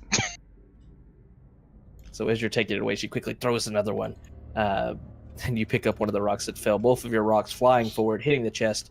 They both make hollow dunk dunks as they bounce off the chest and land on the floor next to it, harmlessly. I still don't trust it.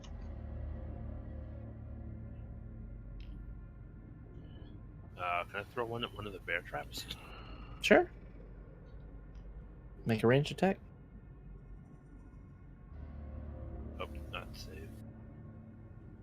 That should be about right. Should have your proficiency and stuff. So yeah, you pick up a rock, kind of tossing in your hand, then you throw it out, aiming for which one, left, right, or middle? Left. Okay. As you hit it, throwing it towards this thing, it lands on the little plate that you're able to clearly tell activates this bear trap, and the bear trap quickly snaps shut with a loud clink of metal on metal. As that happens,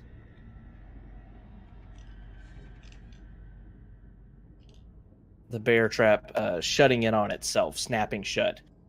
You all hear the grating of stone on stone and you first can't tell where it's coming from until Stone Skull and Ignalia, being up front, are able to look up. And as you look up, you see what appears to be a sliding door in the ceiling, sliding across. And then you see a large shape. And with a growl, you see what appears to be a large bear lands on the floor, kicking the traps out of the way as it lands, and it snarls in your face. Anybody for roll for initiative? Oh. Interesting. Daddy needs a new pet. Yeah, we're going all kinds of places tonight. Well, apparently I'm rolling under Gaia's Fury today, so. Apparently, Okay. I'm rolling from the wrong screen. Stream view. Okay, hi. Who are you? The All Overwatch. right. So as this very large and very pissed off bear lands on the ground, Yeah. Rogar, you're the first to react. What do you want to do? I was like, why is my thing not up? Go over here and hide. Okay. Are you just hiding and that's it? Yes. Until. Oh wait, I can't really see who's in there. If wasn't anywhere in front of me. Nope, they were all behind you. They were letting Okay. you lead the I way. need a lead the new way, rather. mount. Nope. I'm gonna come over here and hide until someone else goes in front of me. Okay, so holding your action, I guess. Yes. Okay. Stone Skull. Hearing the bear, his eyes kind of lighten, like just big as like silver dollars, and he kind of, don't kill it.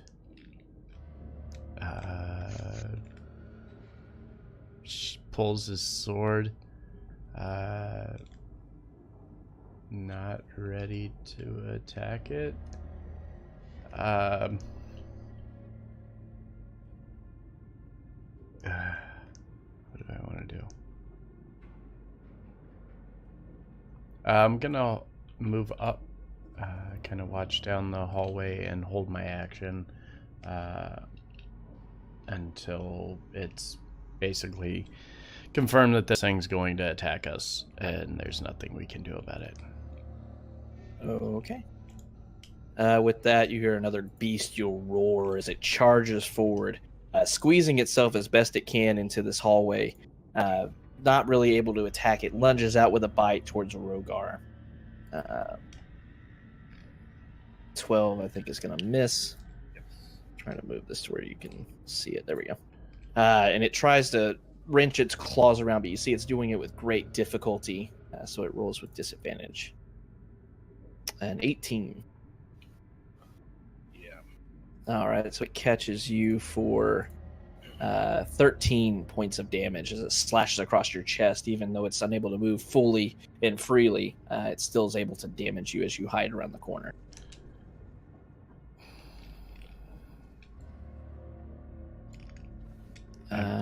I'm not reacting yet.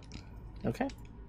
All right. I'm assuming that is Tara. Yeah, I was on the wrong token.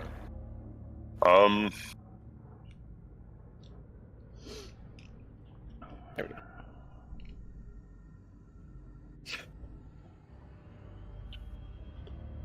Me.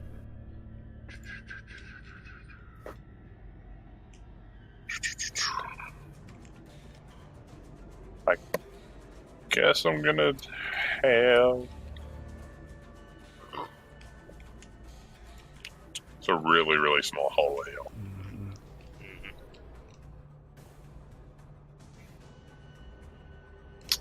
I'm gonna also hold an action until the two in front of this giant beast figure out what they're gonna do. Alrighty. Ignalia. Kind of wondering why everyone's being so hesitant about the gigantic bear attacking Steve. Because I don't want to kill Because I'm not really sure it can even get out of there. Yeah, that's kind of my thought. But I will.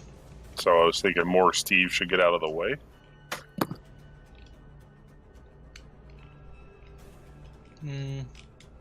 Yeah, okay. I back up. Behind Stone Skull, I disengage. Okay. Yeah, waiting. All right. Ignalia quickly backs up, holding her shield up as one arm kind of glances against it, moving away. Stone Skull, you hear Tyranny, the iron sentient door, screaming out, "Hey, what's that? What is that?" It looks angry. Steve. Disengage. Okay. Anything else? No. All right. So just running away from this hallway that has the very angry bear in it. Stone Skull. I'm gonna look to the party and say, "Listen, guys, I know it might seem crazy, but I can talk to the bear." He's probably just really upset about being in that small hole. Frankly, I don't know how to help him get out of there. I know how to help him get out of there. Crazier than irony back on your back. How would we get him out of here, Tara? Well, let me by. I'll show you. So Steve, this would be like the third or fourth talking piece of metal we've encountered lately. At this point, Stone Skull's gonna kind of back up, and make room for Tara to move through. He's going to watch, and if the bear becomes hostile towards her, he's gonna attack. Okay. I mean, if I'm in this square, can the bear reach me? It can, maybe. Well, it Okay, doesn't matter. I'm going to move past Stone Skull and cast... It's the bear's turn first. Oh, yeah, sorry. Then I can't move there yet. All right. So as everybody begins retreating away, you see this bear furiously kind of scratching on the floor as it tries to move forward. You see it move a little bit closer, but it seems like its body is almost entirely trapped inside this. It lunges out, snapping its jaws near Stone Skull, but is unable to even get close to him. All of its attacks just missing as it tries to move and just finds itself stuck in this tight hallway. Tara. Tara is going to step up and cast Banishment at level 5. Okay. Are you sending him No, I didn't need to airplane? do a higher level. Sorry, just level 4. 17. Oh, well. That's going to save, so. Did that Okay. like just succeed too? It did with a -2. Wow. Oh my god. Thanks, so game. yeah, this thing is just pissed off, clearly lashing out at you as you move forward, unable to hit you, but it's just snapping at you, completely unaffected by your spell. Tara's going to scream, "It didn't work," and run away.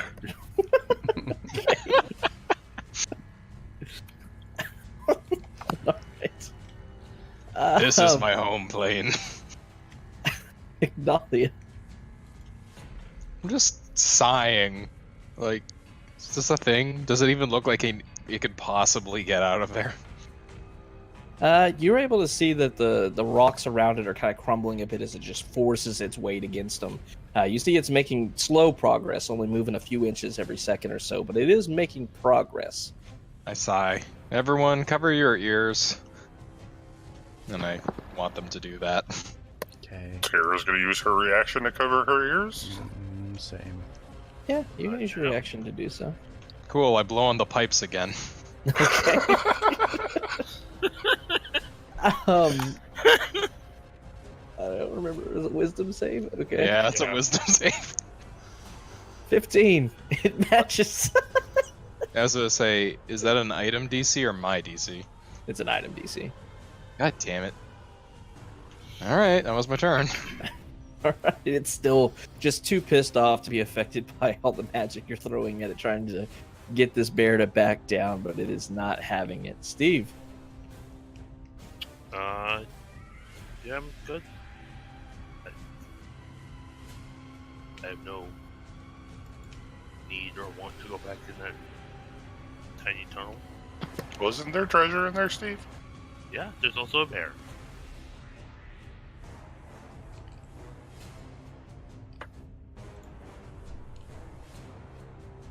So just staying back there, holding back. Yep, holding back till Stone Skull or we can bear out. All right, Stone Skull. All right. I look down at Ignalia and just kind of shrug and say, I don't know. What do you want me to do? Commune with the damn thing. It's gonna take some time. Well, we have time. He's moving at a grand inch an hour. Is he really moving pretty slow? He's not making a lot of progress through this tight corridor. Listen, it's animal cruelty. He's gonna get stuck if he keeps trying this. Okay. So, if it's not going to attack us anytime while we're standing here in the next 10 minutes, I'd perform the ritual for Speak with Animals. Okay. Is anybody doing anything else while this is going on? I mean, you give me another shot to try and banish that bear again, I'm going to. Yeah, I mean, we'll go through the turn order. All right, so Stone Skull begins closing his eyes and concentrating. Immediately, sweat starts beating across his forehead, even though like a second and a half has transpired. Bear's still struggling, trying to move forward, seeing Stone Skull just, eyes closed, easy target, lashing out towards him, but unable to, get anywhere near him. Tara.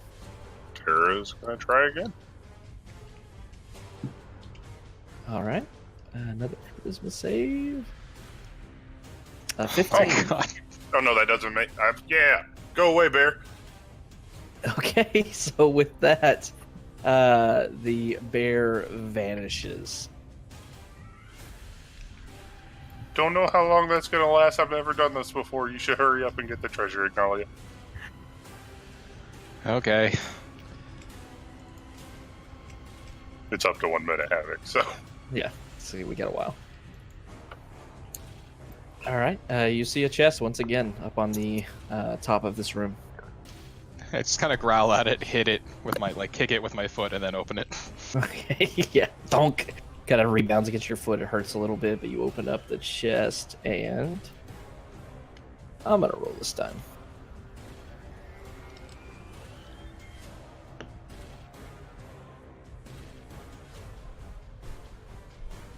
All right, so immediately you find, oh Jesus, 8 art objects, which I'll tell you exactly what they are here in a second. And you also find,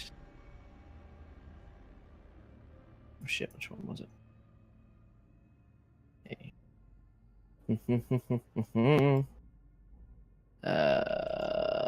I want to... Another red potion that you clearly recognize as a potion of healing. Regular. Yes. All right. I steal a bunch of artwork, take the potion, leave the chamber. Okay. As soon as Ignalia comes back, I'm going to drop Con. Okay. Bear returns. And as that happens, our Ignalia running back in, shoving some paintings and exquisite-looking vases and such into her bag of holding. The bear reappears, still snarling and screaming, looking a bit confused. Its eyes more wild than it was before, but it sees you before it again and begins to struggle against the cavern walls once again. What plane did it go to? You all smell burnt hair. That is one confused cave bear right now. So is anybody else doing anything while Stone Skull continues to concentrate? No. Keep an Nope. ear out for anything coming. I make popcorn in my hand and eat it. Okay. This bear, for about 4 or 5 minutes, just continues to struggle against the walls. You see its progress is all but stopped. It just seems to be completely wedged there, leaving everyone near it in relative safety compared to being closer to it. After about 5 minutes or so pass, the bear seems to, rest. Its arms, shoulders dropping, obviously exhausted from the exertion. It still lets out a growl every once in a while, but you do hear this kind of low, moaning sound of distress as it struggles once again. You see it trying to move itself backwards, but unable to do so. The spear seems to be completely stuck in this hallway. But 10 minutes go by, and with the intense concentration going on, Stone Skull is able to complete his ritual. Yay. Hi. Let's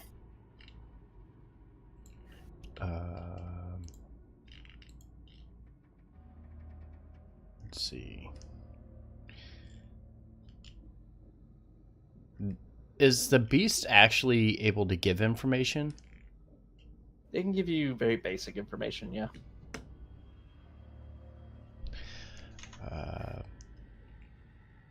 Yeah, I'm kind of reading it now. How did you get in that chamber?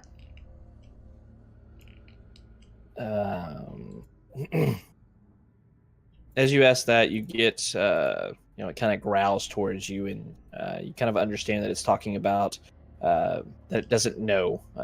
It was in the forest, and then suddenly it was in a cage. That's all it remembers.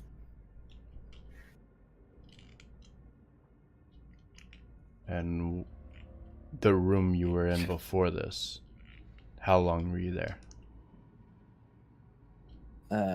You were able to sense that it kind of confused by the passage of time. It doesn't really make a whole lot of sense to this creature, but it seems to have enough sense, natural instinct to say, at least a couple days.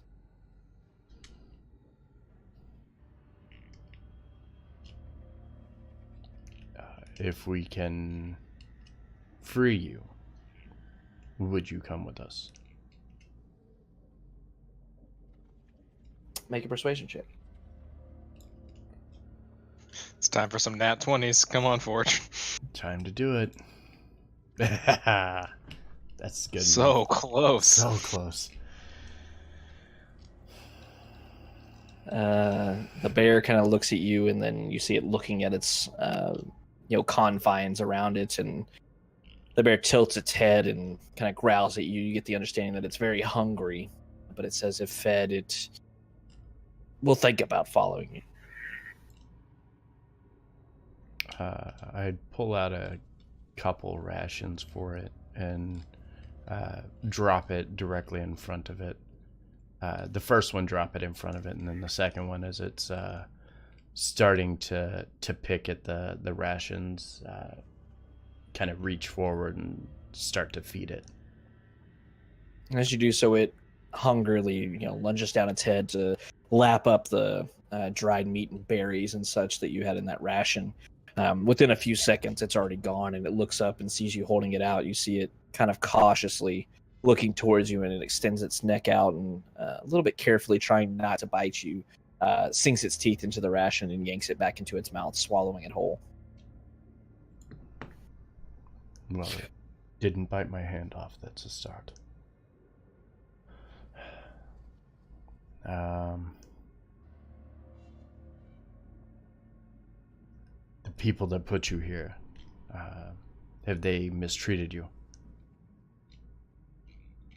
It kind of lets out this kind of growl once again as it does its best to talk back to you, and doesn't really recall seeing anyone or anything, but does recall being locked essentially in a small box for a couple of days and doesn't want to go back there.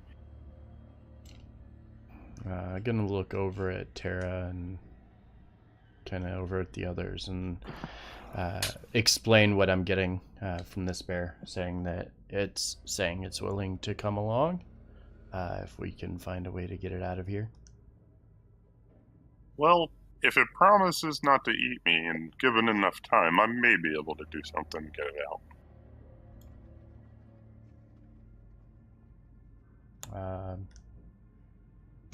If you're thinking dimension door, it won't work. No, I mean, I can mold earth and it works on stone. It's just going to be making giant holes. It's going to take a while. Yeah, that's a mining montage. Yeah. I mean, I do have mason's tools as well. If we needed to break it out, we could. Kinda I mean, chip Tara. around. Yeah, between the two of you, I mean, chipping out the rocks and everything, Tara's once again not fully understanding. It almost seems like it's worked stone, so it's hard for her to make it malleable to change stuff. But given enough time, 10, 15, 20, 30 minutes or something like that, she could probably move enough earth around it to let it out there, and then given even more time, maybe make the passages wide, but not something you're going to be able to do quickly. Yeah. I'm gonna look at Ignalia and Rogar and say, perhaps you should scout ahead or the other passages, see what's still remaining. Oh, wait a second. I might have something for this. Oh. I have an oil of etherealness. Okay. Oh, I can slather it on the bear, and he can literally go wherever the fuck he wants. For how long? It's like, it lasts like multiple hours. Okay. Hold on, I'm looking it up now. Damn it, no. Well, what size is he? He's not He's medium. Yeah, he's large. Damn. Okay, we might Do have to we go find them another one. large reduce? I do not. I do not know. Max probably does. Yeah, I think he does, doesn't he? Hmm. Yeah, no, we can leave the stoneworking tools with me and Mr. Pebbles. We'll get the bear out, and you guys go explore. As she says this, I'll look over at the bear and say, my friend will help to free you. We're going to figure out a way to get you out of here. Make sure it knows not to eat me. Kind of smile at Tara and say, she's a little worried that you'll be aggressive. I hope that will not be the case. And as it kind of growls at you once again, you see it kind of relaxing a bit, not able to move under its own power. It kind of looks over at Tara and, gives you the feeling, excuse me, the notion that there isn't much meat on her bones. It would be a good meal anyway. And with that, I'll look over to the others and say, then perhaps we should continue on. Yes, I think that'd be best. And I will give Stone Skull's mason tools to Mr. Pebbles. I'll drop a couple more rations for the bear just so it's definitely not hungry. Okay.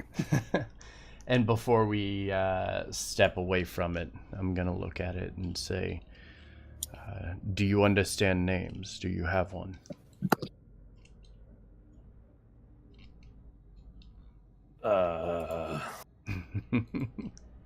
Rock Cub. Big bear. Yeah, it doesn't really understand names. It seems very confused by the notion. Then we will give you one before we leave. With that, it kind of shrugs dismissively and munches on the rations given to it by Ignalia. All right. Let's do it. Alright, going back down the hallway we passed. Tara will be having a mining montage. The big shit-eating grin on her face because she's doing what she loves. Just putting a hard hat on and then making the Rosie the Riveter pose. Oh, Alright. yes. And she's going to do all this while singing a song that sounds oddly like John Denver's Take Me Out.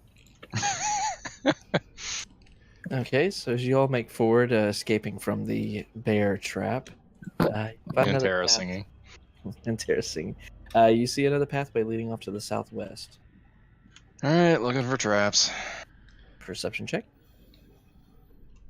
We're Okay. gonna need a montage. Seems to be a clear path ahead of you. Oh boy.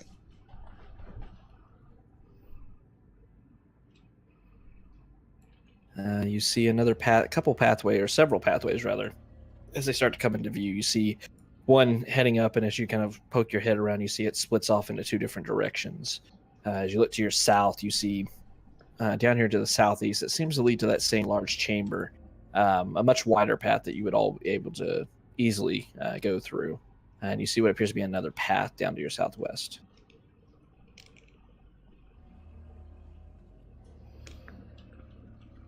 You know what, everyone? Why don't you keep Terra company? I think I will. I'll go about this a slightly more sane and safe way, and I will use the oil of etherealness on myself. Okay. Okay. So, all right. For 1 hour, I am ethereal.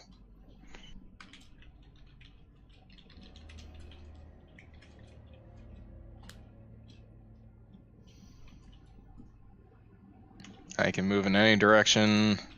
I can, including like flying, just at half speed. I can see and hear the plane I originated from. It's just in gray. Sight's still 60.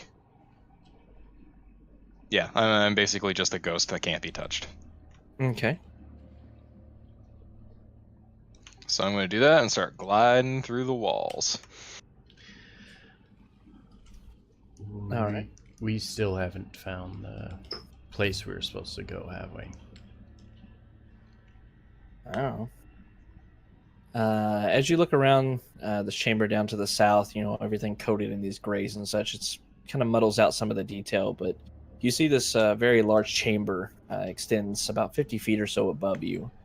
Along the walls all around this chamber, you see what appear to be large holes that seem to lead off in various directions at varying heights. You can see somewhat wavering in the ethereals, the ethereal plane rather, what appears to be torchlight coming from the south. All right. And then what do I see in the middle chamber here? That's the chamber, like I said, you see these walls surrounding it, rocks jutting out towards you down to the south, reaching all the way up to the ceiling all around you, and you see holes kind of carved out all along the walls. All right. And I'll peek around the corner very subtly, basically like just my face poking out of a rock. You see a large sconce emits light from a large flame in this chamber to the south.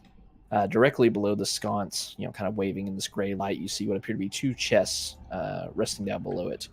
You see what appears to be a piece of parchment is tacked to the wall by an iron spike to the south. Oh, quite good. And I will leave and fly to the next room. Okay. As you move into this chamber appears to be like all the rest. A chest lies here to the west. As you peer in the room, you can almost hear, though it is kind of muddled once again with your etherealness, the sound of what sounds like a large creature breathing in and out very slowly. Can I tell where it's coming from? No. It seems to get louder the closer you get to the chest. All right, nuke that chest when I get back. You know, Next Chad, hallway. That looks an awful lot like a beholder. As you're looking in this room, you say the chamber looks similar to the others. Once again, it's kind of engraved out of the cave walls Just itself, saying. and you see a chest lying to the west wall.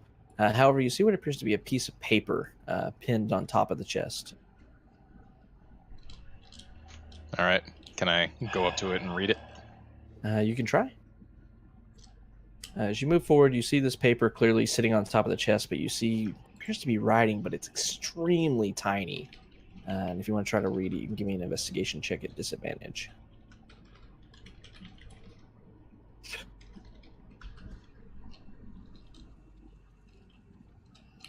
As you get closer to it, you cannot read it. It's like you're getting closer and closer, and without like pressing your face against the paper, you can't read what it is. God damn it.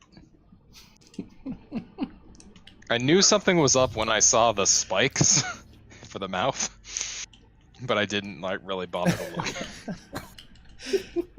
I was like, the whole time I was like, I was thinking in my head, I was like, Xanathar. is who the X could have been.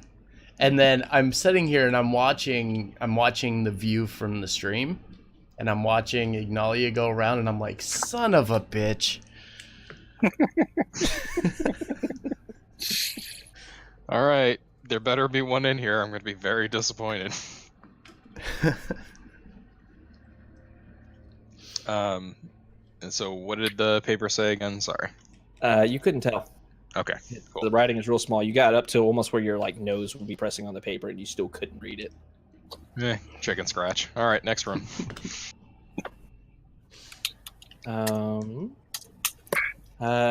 The similar chambers continue. You see a hollowed out chamber with a chest resting to the north. Any signs of traps or anything in this room? Give me a perception check.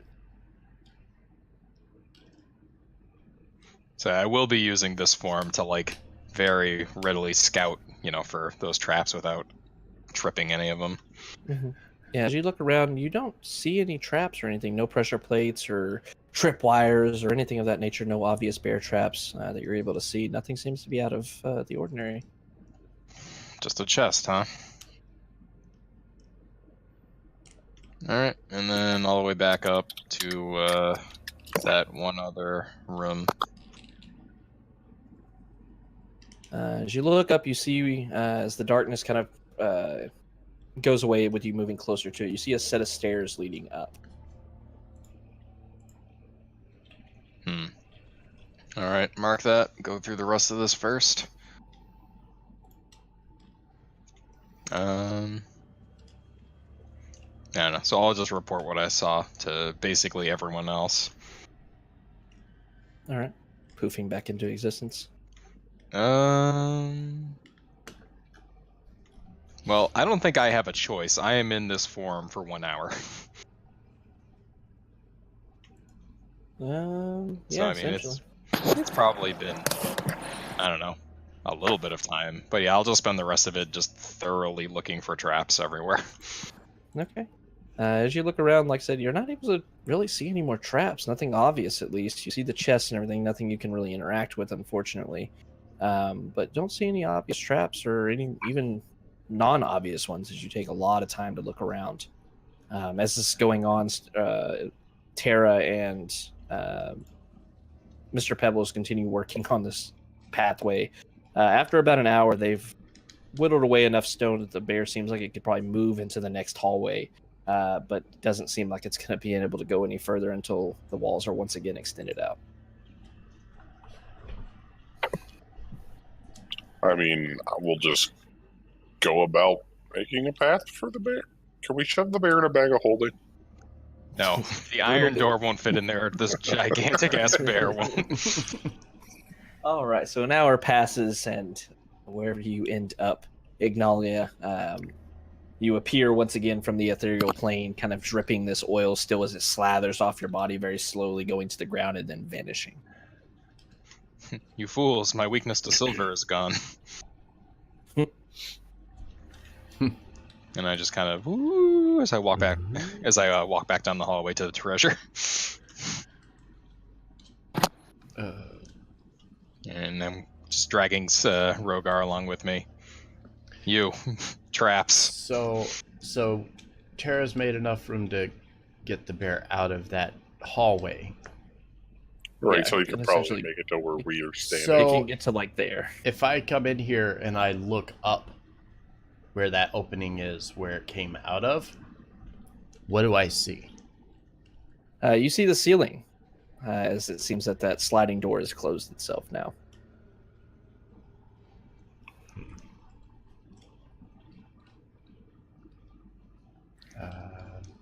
Stone Skull's safely in the other room, right? Yeah. And the bear is around the corner, right? Yeah, somewhere. And Steve is supposed to be with Ignalia, right? Yeah. Okay. Tara's gonna go into high explosive mining now. Okay. Stone Skull was going to go forward, but then after he hears explosives, he turns around and goes back. Tara is gonna move to this right here and erupting earth all around me. The Okay. wall. Yeah. Well, So the yeah, earth. no, that's the ranged one. Sorry, Tara's gonna stand right here and cast it over there. Okay. Yeah, so you do so, the earth kind of churning and rolling over itself. You see like kind of this ball of earth beginning to form as she controls the spell. Not necessarily for its intended use, but able to maneuver it in such a way that the walls kind of become part of the earth and a wide, 10-foot path as before. Yeah. Now we'll probably only have to do.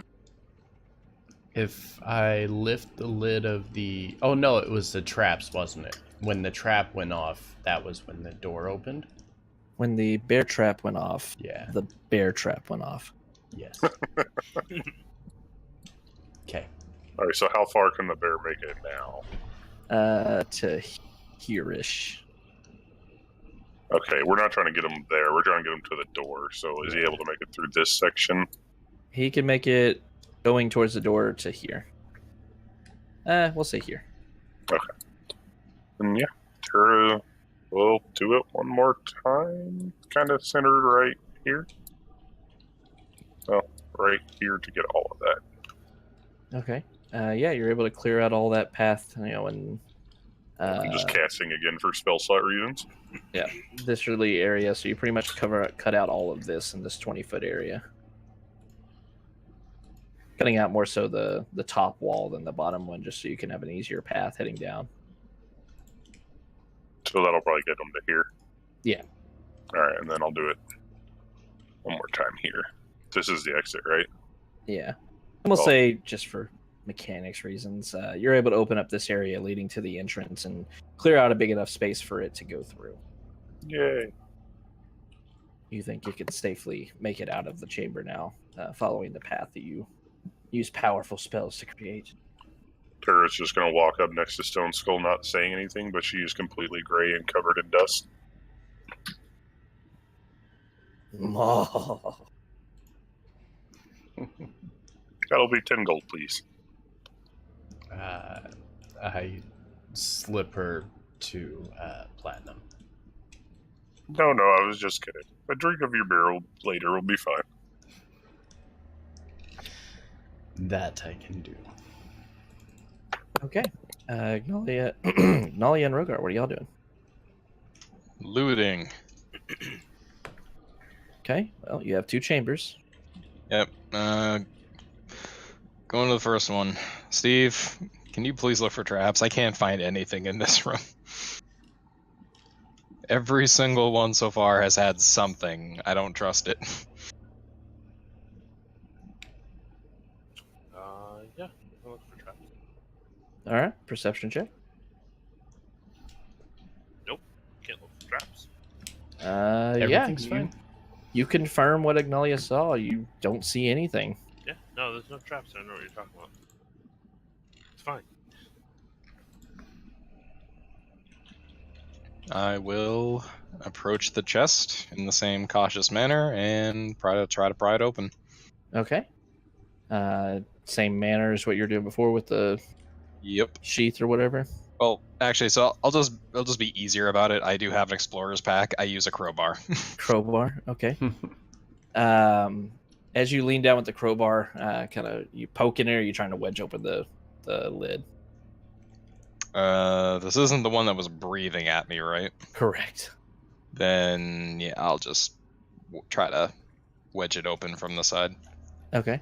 As you try to wedge it open, you start to move up, and then you notice the crowbar's not moving.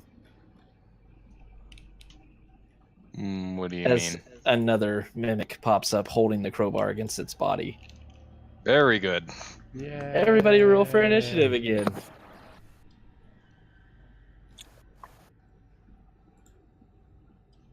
I don't even know where they are. Follow my voice.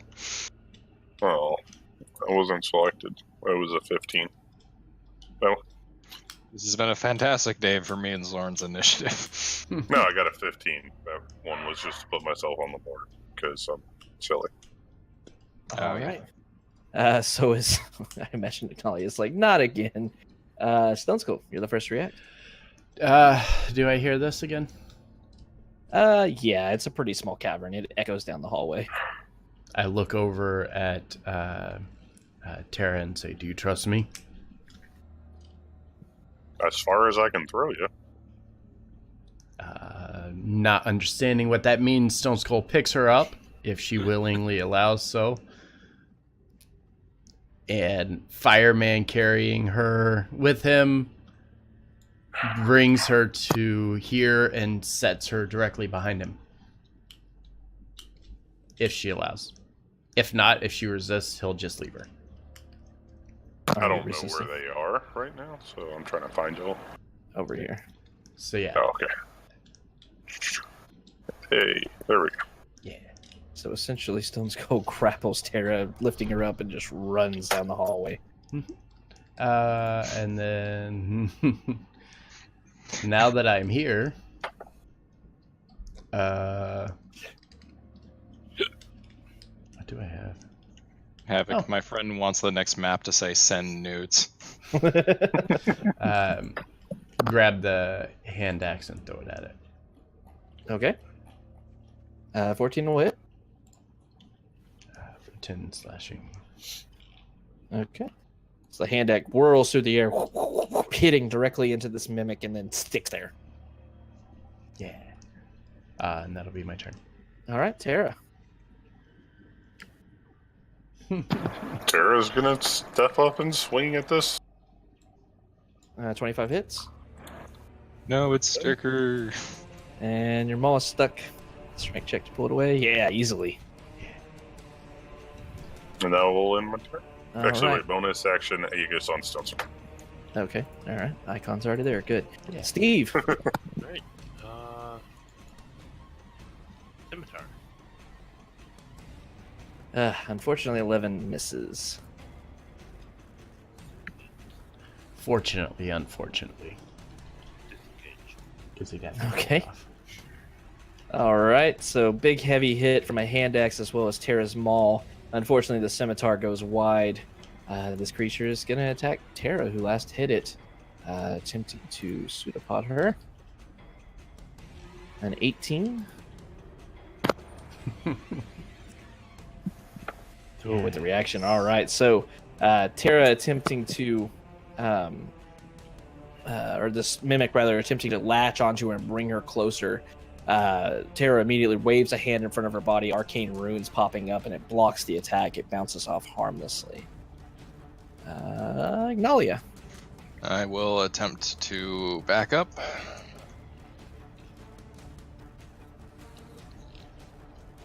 Does it attempt to attack me? Yeah. 12. No. Okay. All right, I get away. Firebolt. Yeah, that hits. All right, 10 fire damage. All right. That's it.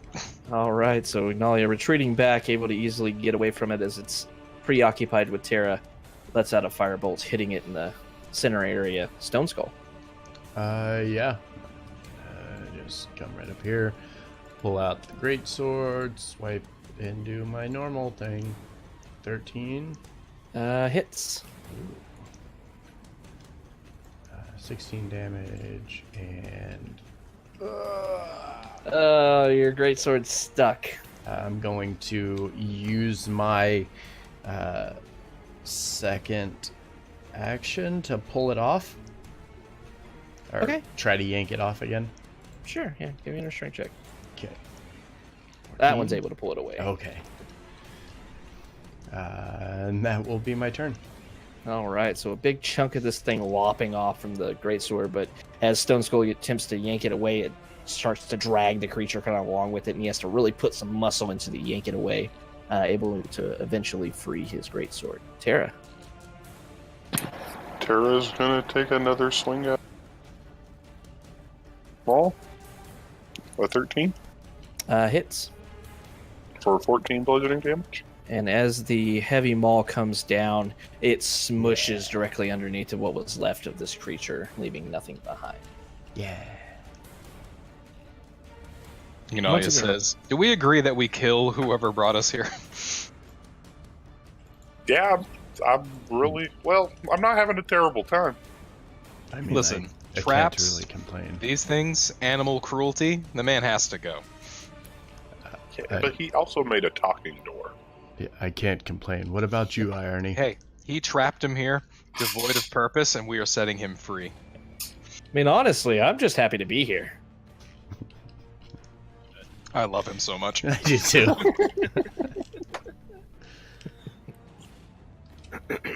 All right. Once again, no treasure seems to be present where this mimic once stood.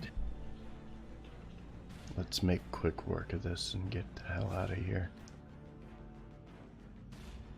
I agree. By the way, the man in the sky told me we shouldn't ascend the stairs unless we want a boss battle.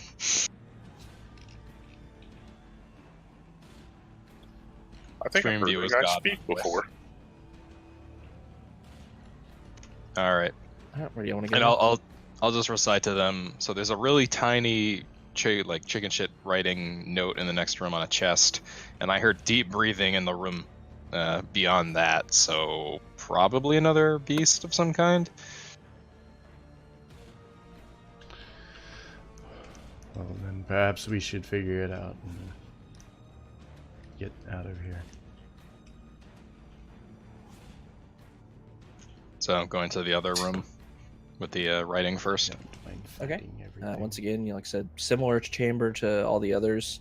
However, you do see this piece of paper that's pinned to the top of the chest, but very, very small writing on it.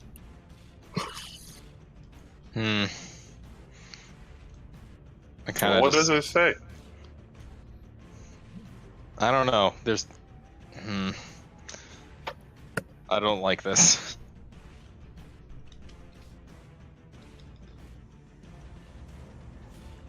Are you having trouble reading Ignalia? Yes, Stone Skull. Why don't you show me how it's done? Oh, okay.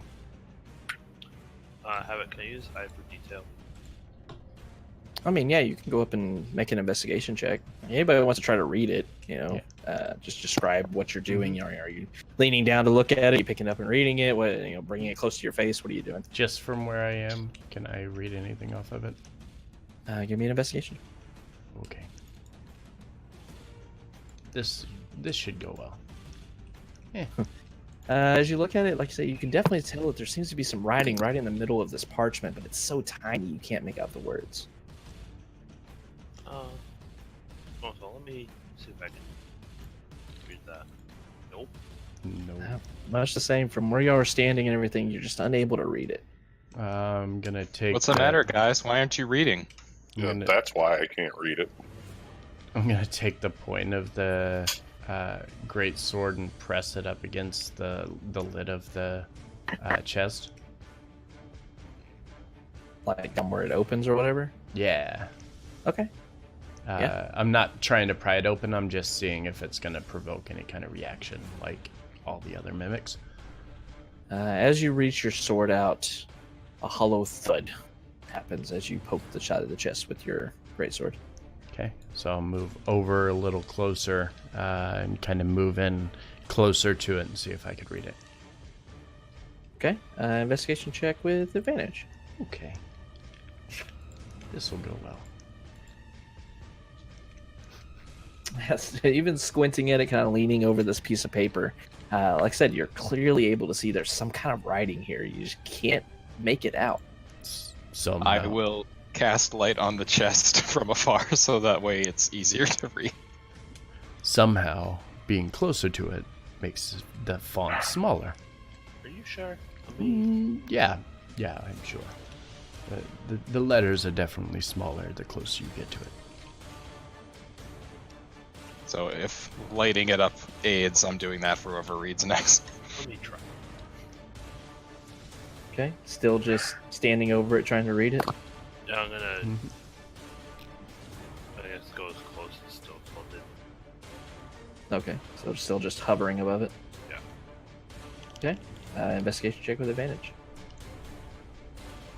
You gotta get closer to it, leaning down a bit. This chest only being about 2 feet tall, so you lean over it and squint, and you're able to definitely see there appears to be words there, and a few of them, but you can't quite make out what it says.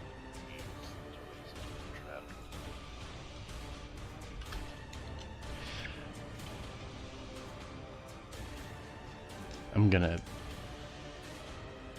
lean down, motion to everybody to back away,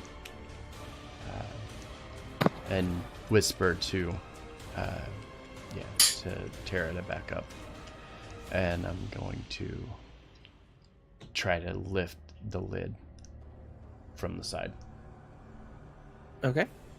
without reading the note. Okay. As everybody begins to back out of the chamber, Stone Skull, you open it with your hands or your sword? The sword. Okay. You wedge your sword kind of in the seam, and you start to lift the lid very hesitantly, and kind of squeaks. And you open up the chest. And nothing happened. Okay, what's inside? As you're looking inside, roll me a D100. Yeah.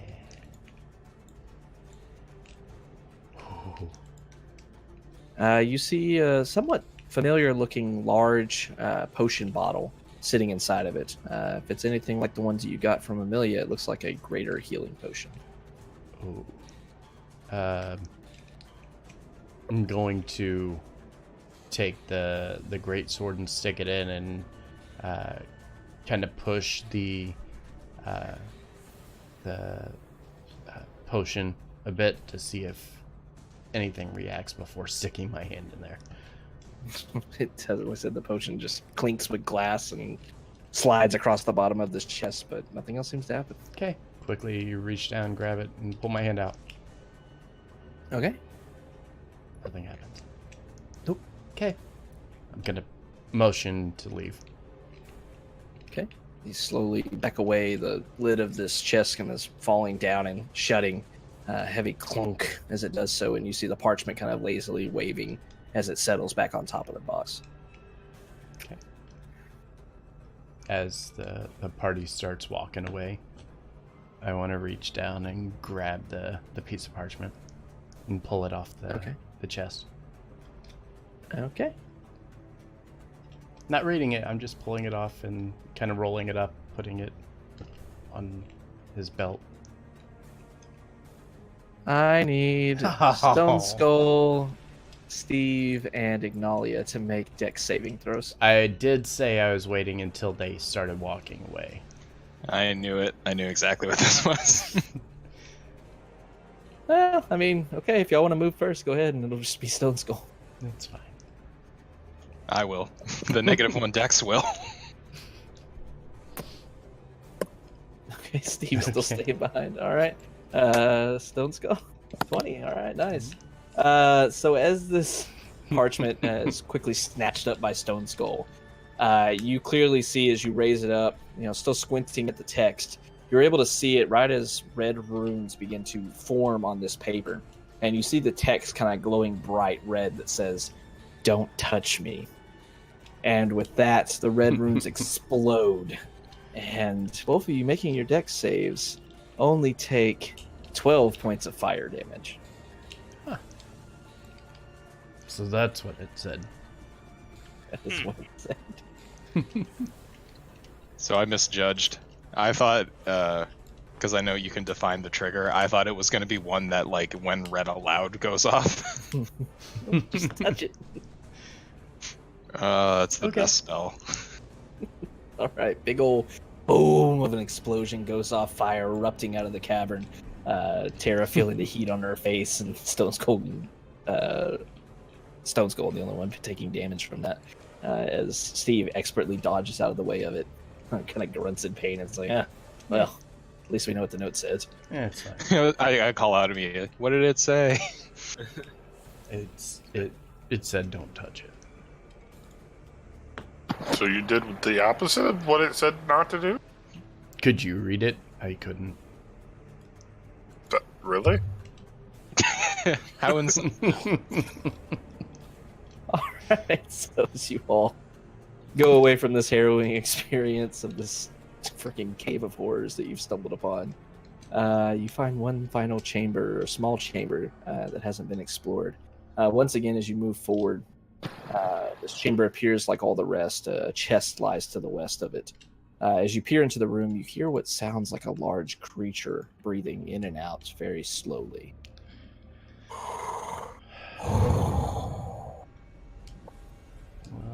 done. It's sleeping. Should I wake it? Are you sure it's not above? I mean, they did put a bear in the ceiling. I mean, I'm not sure of anything.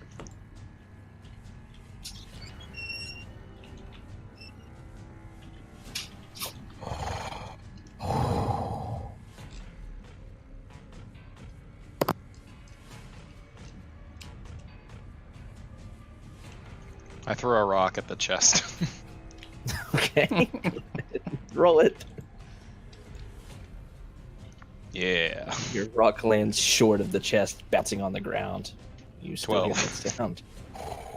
Your second rock, however, does fly through the air and hit with a hollow thud dunk, against the side of the chest, bouncing off harmlessly. You still hear that heavy breathing.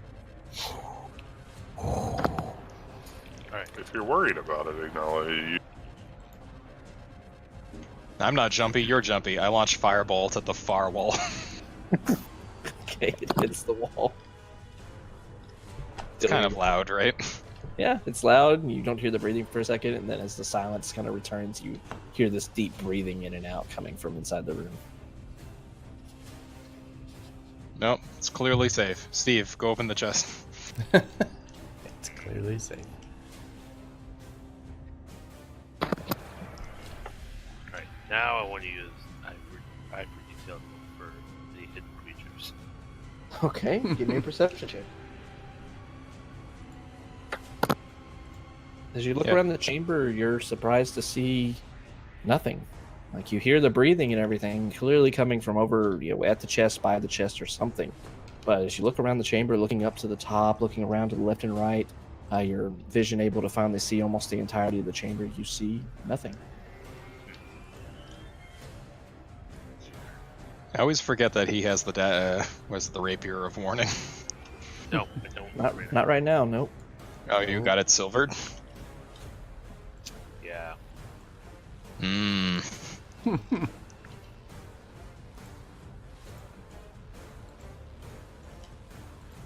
Why did the music get weird? So what are you doing?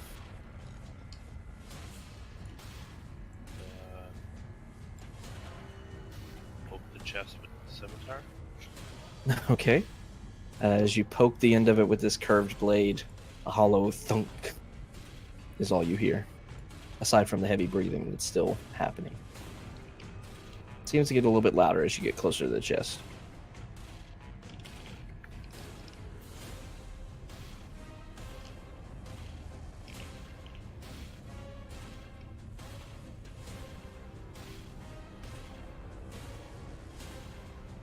What do you want to do?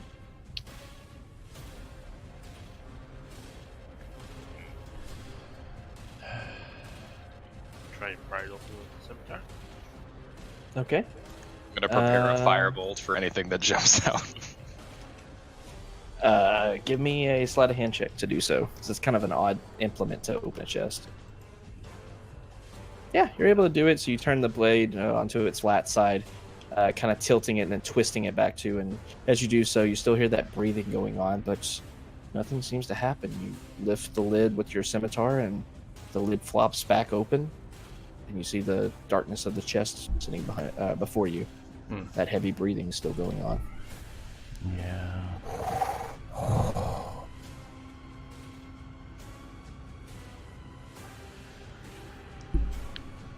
Steve, ask it its name. If it can sleep it. Hello? Your voice echoes in the small chamber, and you hear nothing but the breathing.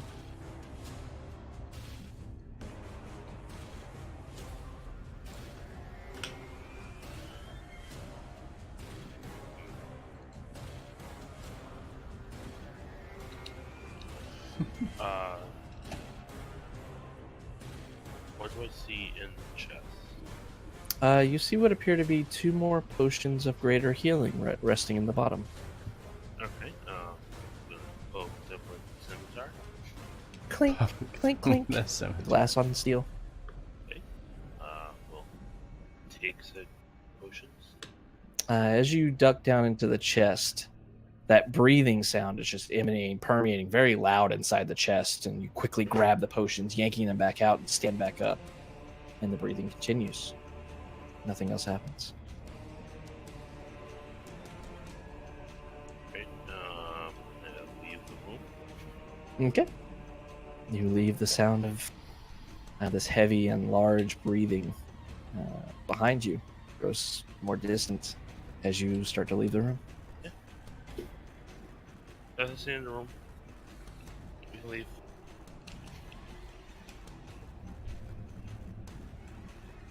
I'm very confused. I'm gonna look back or forward now and say what was here. Okay. As you all, well, so everybody stop. Y'all are moving so fast. You're here. You're here. As you all begin to move into this room, you see once again. Ignalia has seen this chamber already, but the rest of you moving into it, you see this large chamber extends about 50 feet or so above you, much larger than the ones you've been into. Along the walls to your, like the western ones over here in the east, and as well as the jagged ones to your south. Rising all the way up towards the ceiling, you see large holes that seem to lead off in various directions. You see this torchlight glowing from the south. As you all begin to approach into the room and Ignalia steps towards the torchlight, however, everyone hears a somewhat odd sound. You hear and see a rock dropping from somewhere up above. Your eyes are drawn up as you look up above you, and you see two amorphous-looking blobs begin to slip out of two of the holes. And then you see two smaller ones also moving down. All four of them floating as they do so.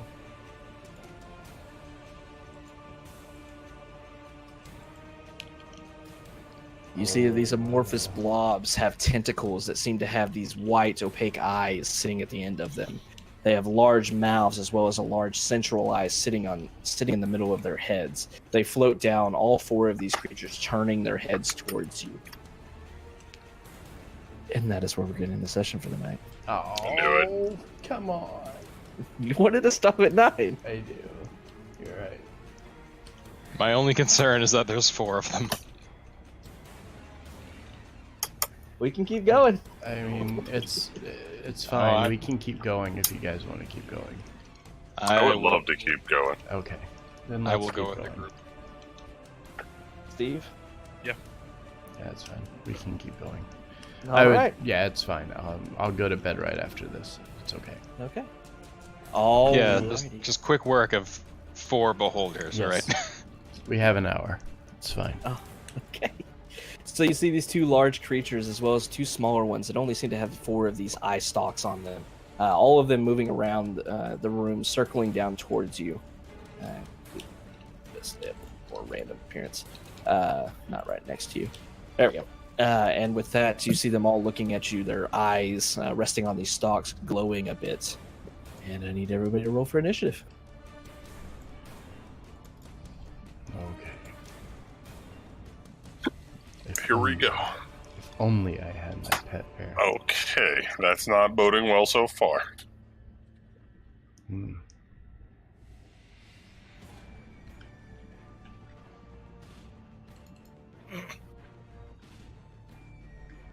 Yes.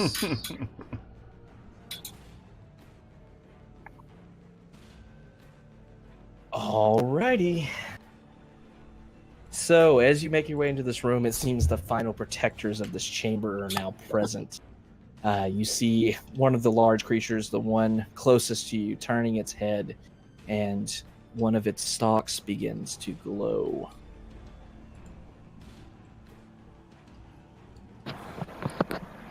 And it looks down towards, say Mr. Pebble's there, that way it's in the square. It looks down towards Steve. Steve, I need a con saving throw.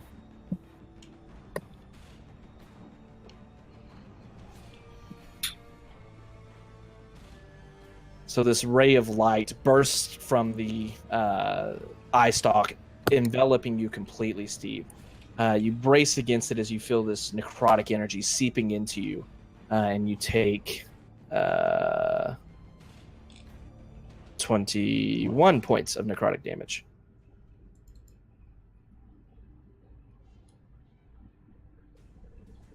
All right, Tara. Tara is going to first use her bonus action to have Mr. Pebbles get in front of her and take a couple of swings at this guy. Okay. Oh, This hit, though, on the second one. for 9 bludgeon. Okay. Then she is going to cast. Phew, no.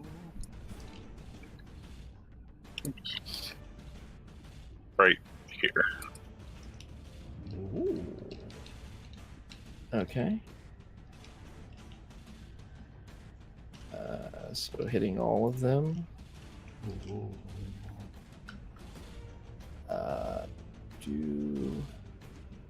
And it's a wisdom save, right? Yes. All right, 2 big boys first. Front one fails, and back one fails. Yes. And the 2 little guys, front one succeeds, and back one. Does what's not your DC? succeed. I'm like 16 now. Oh, did I click initiative? I did. What the hell? Whoops. Yeah, well, you gotta re-roll that one now. Is it a wisdom, right? Yeah. Okay, They yeah, all it fails. fail. All of Everything them fail. fails. And then Tara is gonna take a step back behind Steve and end her turn. Okay. Deserve that. All right, so they're all affected by confusion. Okay. All right, well, this one in the back is going to go next. It's going to roll a d10.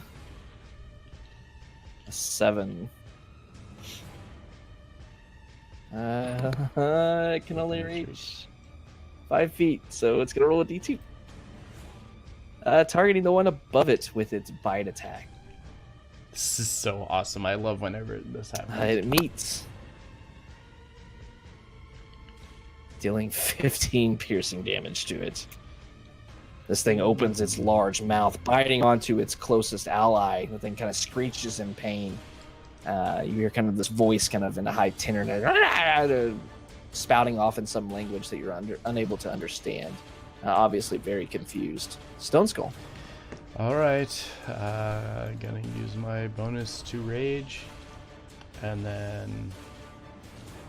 Is there like a certain thing on the map that has them confused? No, it was an instant effect. It was just an instant? Okay. Yep. Then I will go right here. Okay. And I'm going to... I'll swipe the closest one to us because it hit Steve. So there we go. It's still confused. Yep. This one then? Yes. Okay, 23 hits. Okay. And second attack. 19. 19 also hits. One additional 11. Okay. And I'm gonna just go ahead and action surge in 2 more times. Okay. Hit. 22. And this one, actually, I'm gonna do this one on the other big one to my right. Okay. 15. Will also hit. Okay. So an additional 15 to the one to the left. Okay. And 14 to the one to the right, both of which are marked. Okay. So the blender has started as Stone Skull moves forward, making 4 beefy attacks, hitting all of them, chopping in, doing deep damage to the one to his left. You see the gash is going deep, but you're not seeing any blood. It seems like these creatures seem to be some kind of undead, moving very erratically and groaning, not necessarily in pain, but just groaning to make noise as all of your attacks hit. This one to your north is going to roll a d10. All right, it can act and move normally. So it is going to look down towards Stone Skull and target him with 2 different rays.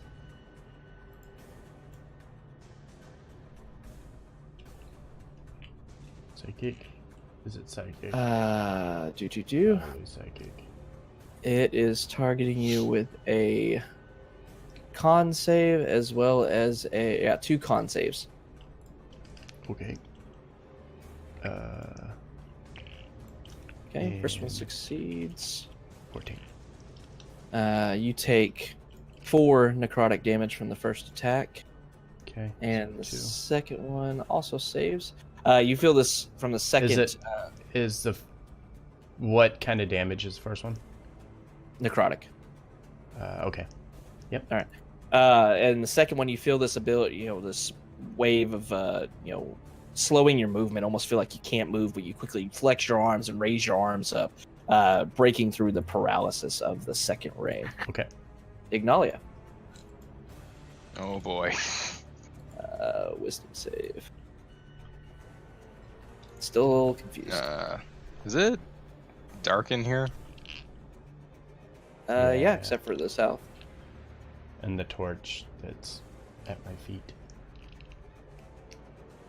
Okay, well, I'll activate my mantle with my bonus action, so that's, bright light and dim light shed. Okay. Which of these guys is confused? All of them. Hold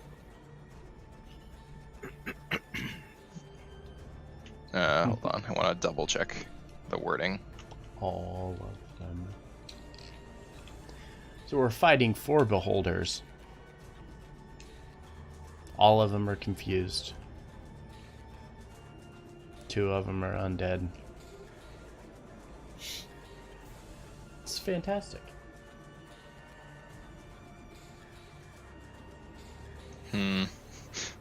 Stone Skull, would you mind getting toasty? That's fine. Alright then.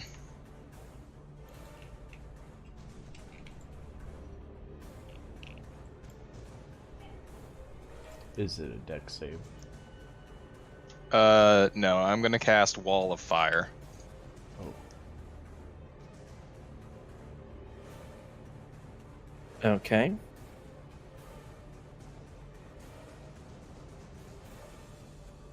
So there's a dex save, but if you remain inside of it, it will continue to hurt. Okay. If it's dex save, I have advantage on it. That's why I was asking. Yep. If it's something I can see, so. So one of them, my DC is 16. Damn. All right. So the topmost littler one succeeds. Okay. And so the damage is 5d8 plus my mantle.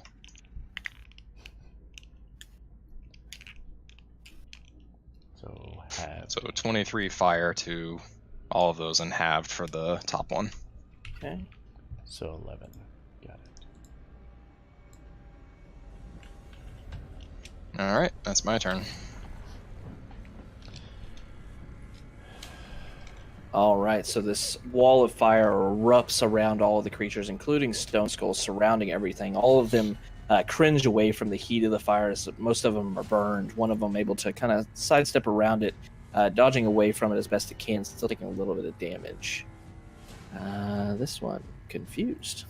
And just to be sure, so it's a wall in that shape, and it's obviously facing inward. It says I can choose which direction, but that's, yeah. And if they're within 10 feet of the wall, they take damage. Well, if they're, 10 feet of the wall, like on that side, I think. All right. Well, it has to make an attack randomly. It's got 2 targets that it can hit within range. It's going for Big Boy with its little bite attack, and it misses. Okay. And that's its turn. Aw, Steve. It's called a spectator. Mhm. Uh-huh. That's adorable.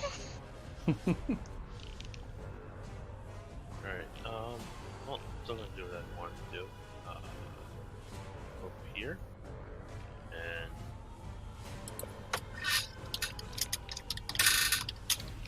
go the flame this way.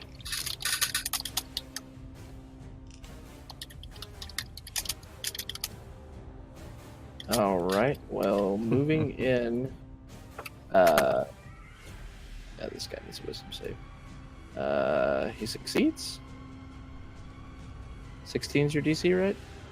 Yeah. Okay, yeah. So Weldon's not confused. I'll As you go move ahead and into mark my inspiration now. as you move into this wall of fire, unfortunately, you're going to take 5d8 damage. Okay. Rolled by Ignalia. Oh, good. Unless you drop it. Hell no. Okay. I'll drop it. That's a 4th level spell slot, fam. Ooh. So you take 30 points of fire damage from this. I take 15 points of fire damage. Yeah. Did you dex save? No, if you move into it, you just take the damage. Right. But it's fire. No, it's fire. Oh, okay. Well, at least there's that.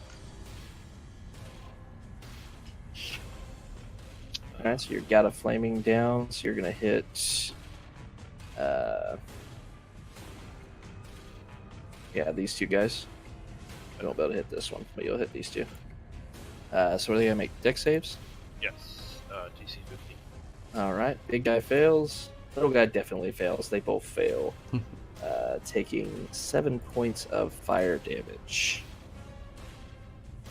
Little guy looks super burnt to a crisp and not happy about his life choices. Anything else? Nope. Not really anywhere to go. No. I can. So you moved from what, here or here? Can't remember where you were. I think I was here, but I still have 40. I have 40 movement. I didn't move that Yeah, much. you can move back out without taking damage again. But if you end your turn within it, you're going to take damage. Okay. And if I have to disengage him, I will. No. Well. Okay. Yeah, so you're able to jump back through the fire after letting out your own fire breath, hitting two of these creatures pretty heavily, both of them looking somewhat wounded. And then you quickly dodge back out of the fire, going to the cool side. This guy's confused. Cool. Sad. 6. He just sits there. And because he sits there, he ends his turn within it, so another 5d8 damage.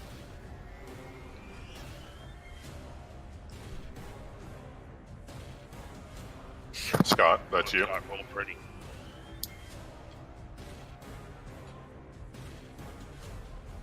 Scott? God. Bueller. Scotty Bueller. doesn't roll. Okay, I guess I'll roll for it. Okay, 9 points of damage. Bullshit. That's what he gets. That's what happens. All right, so Yes. Oh, Guy. +4 for his mantle. Too late. No, 13. Too late. no, You too already late. rolled. Had to roll Yeah, for Right it. here. So you couldn't hear me for some reason. No. So yeah, +4 on top of that. Yeah, it's oh shit. No, -4, not +4. All right, it's still standing, but it did nothing on its turn, and a wisdom save. Still fucking confused. All right, Tara. Tara is going to use her bonus action to put an Aegis on Ignalia. Chat, do you see all of these beholders? Seriously. And there's a wall of fire around me. I don't know. Alright. This is just bad. And then All of this is bad. she Everything's is on going to fire. hurl I an don't earth know. bolt at the beholder in front of her. Missed. Unfortunately, an 11 is going to miss. I don't even understand how Tara can miss, but alright. All right, so Earth surrounding Ignalia, but then tries to fire a firebolt through there, but the flames kind of knock off her tracking a little bit, and it misses. This guy's still confused. A tree. Doesn't do anything. Ends his turn. 5d8 fire damage from Magnolia. Coming right up. Okay. 26 points. Oops. This spell is best spell. It's pretty baller right now. All right. This spell paired with confusion is best spell. Uh-huh. Absolutely. It is still alive, but doesn't look happy about it. Stone Skull. Going to swipe once to the left. Hit. And then once to the right. Also hit. Left one takes 13 slashing. The other takes 17. Okay. They're still marked if they're standing. Go ahead and give me the damage. Oh, cool. Dex save with advantage. Oh, yeah. 5 points of damage. I'm good. You don't dex save unless it's the turn it started. You just take the full damage. Yep. Oh. Yep. So Then 10 damage. Then hold on.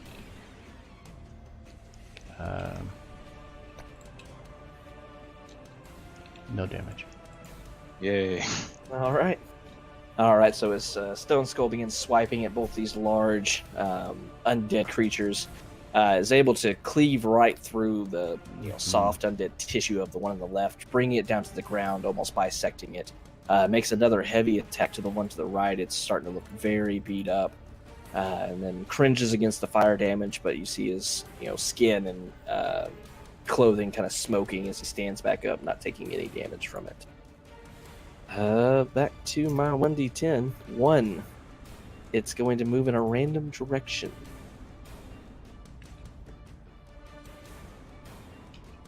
Run into the wall, do it. We can move 6 ways. It moved. Beholder also up down. Yeah, it could only move 6 ways, so that it can't go straight up unless you just make it go like around the thing. No, it still goes this way. It tries to go to its northwest, but it's unable to, so it just stays there. We'll say that it kind of moves around. Yeah, it'll still try to move up there. Floating through the air. Floating, and it got Crisp. It's so crispy it screams out in pain and dies. Excellent. Yeah. All right, Ignalia. Yeah. I light a marshmallow and sing Kumbaya. All right. Just sitting there maintaining concentration.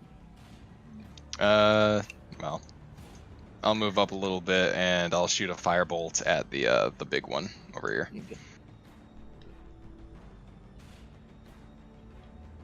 Nice. 20 hits. All right, so 16 total fire damage. And you set this one ablaze as well, and it falls to the ground, writhing around for a few moments, and then doesn't move. Hey, where's that last one? All right. Anything else? No.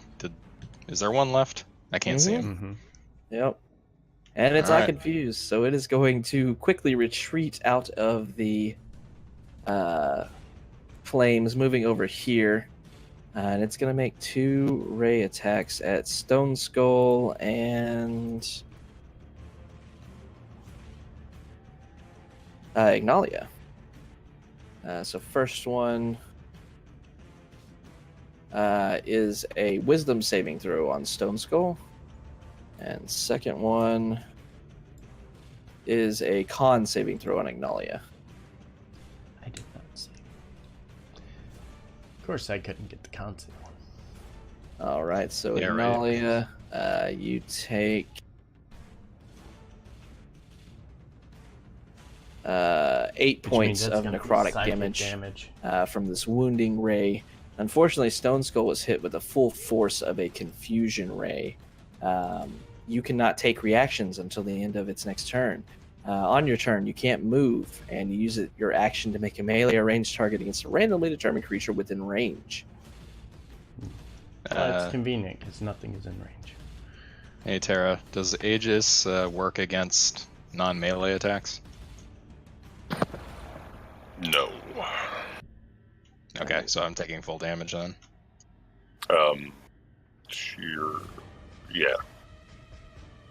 All right, Steve. Well, I mean, you get the bonus to AC, but not any saving throws. Okay.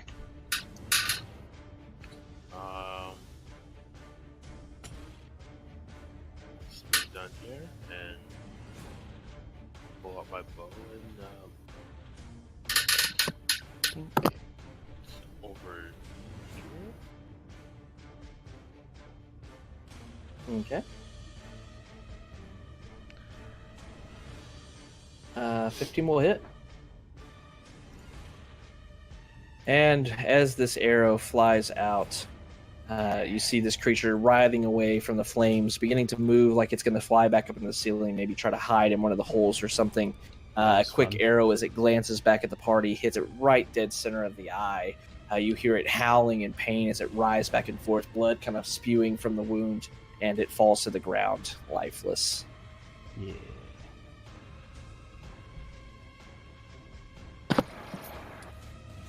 I was much more worried until I noticed what they were.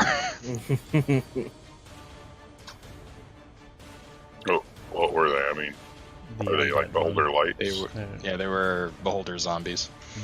Oh, okay. Because you didn't notice any anti-magic cones, right? I don't know what beholders do. They fuck up casters, that's what. Mm-hmm. They probably should have been real ones then. No, Oh, I we would encourage him. would have lost hands down. I didn't want to kill y'all. Oh, is beholders that high? Yeah, especially yes. compared to their zombie counterparts. Yeah. One beholder would have TPK'd your party. I don't know about one, but like two No. for sure. If I was playing a beholder correctly, you would die. You would die. I promise that. I would run. Hey, If you did not run, you would die. listen, I know vaguely what its armor class is and how many hit points it has. I could kill one of those with a bit of luck. You need a lot of luck. Just a little. You'd Their have to- challenge rating is like 12. We're like overpowered 9s. We could do it. Overpowered now. Let's get what we came in here for. Why did we come in here? Into the room of death? Loot. Does the beholders have anything? The beholders do not have anything, just dead, mucusy, pussy bodies, just nasty. However, as you move down to the south that Ignalia saw before, the rest of you were able to see a large sconce emits light from a large flame. Directly below the sconce are two chests. A piece of parchment is tacked to the wall by an iron spike. The last time we read a piece of paper by a chest here, it exploded. I don't know. You do see regular writing on this one, not tiny writing. That you can easily read if you so choose to do so. Alright, what's it say? As you look over at this parchment, seeing it, like I said, with the pit and kind of driving it into the wall, Read it when you were see another saying note that, in this flowing script that you recognize from the first note that you received. And it reads, "If you've made it all the way here, I suppose you are worthy of what lies below. Good luck in your endeavors, and I hope to see you soon. Signed, X." I'll kill him. Nope, he's What does dead. he mean by what lies below? Was there stairs somewhere? Yeah, there were stairs. Where? But I think it was heading up, not below. No, it's referring to the chest Oh. Yeah. below the note. Alright, I can crack the chest in front of me. I'll do the same. Alrighty, each of you roll me 2 D100. Okay. Oh. Oh, damn. I'm in the good zone with that 96. Alright, so starting with Stone Skull, a 43 and a 2. You find a +1 sword and a rubber ducky. Uh, Rubber duckies, masterwork. The bear might like a rubber ducky. Ooh, he would. Don't forget, we have a pet bear now. All right, roll me one more D100 stone skull. Okay.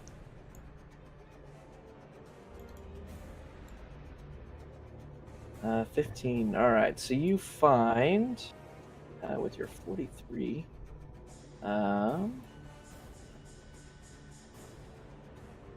Three more seemingly very expensive paintings. These art objects being worth 250 gold pieces apiece. 15. And you find another potion of healing as well, sitting in the chest with your second roll of it. 2. Unfortunately, that's all you find. It's just those two items, or two different sets of items. Just one acknowledge- Screw you, healing? Xanathar. Yes, one potion of healing. So paintings and a potion of healing, that's all you find. Ignalia with a 22. You find 10 gems that seem to be worth about 100 gold pieces each. You also find... What's your roll? Yeah, that's all you find. At 96. A 96. You find 8 more gems as well that are worth about the same, another 100 gold pieces each. And you also need to roll me one more D100.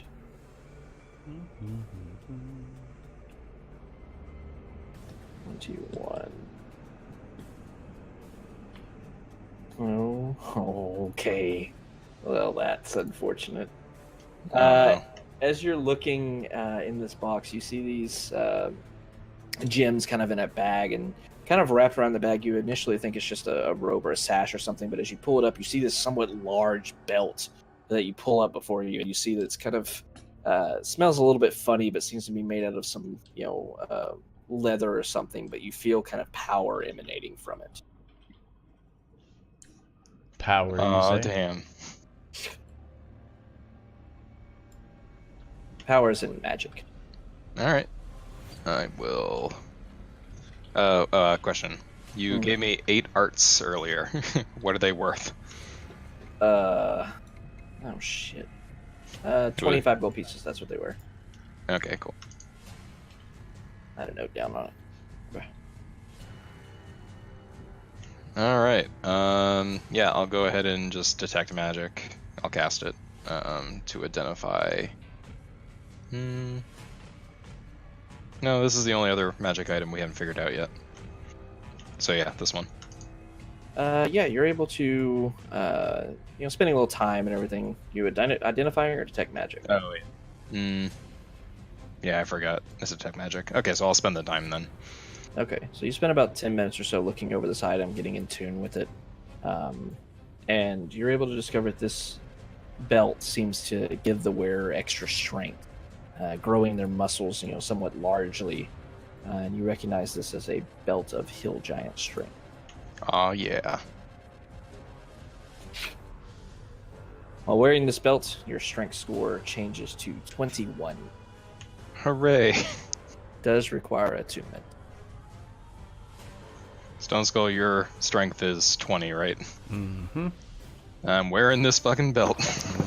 Terra also benefits. Ooh. No, this is true. I forgot Does completely. the belt qualify as armor? Huh? Does a belt qualify as armor? No. No. Okay.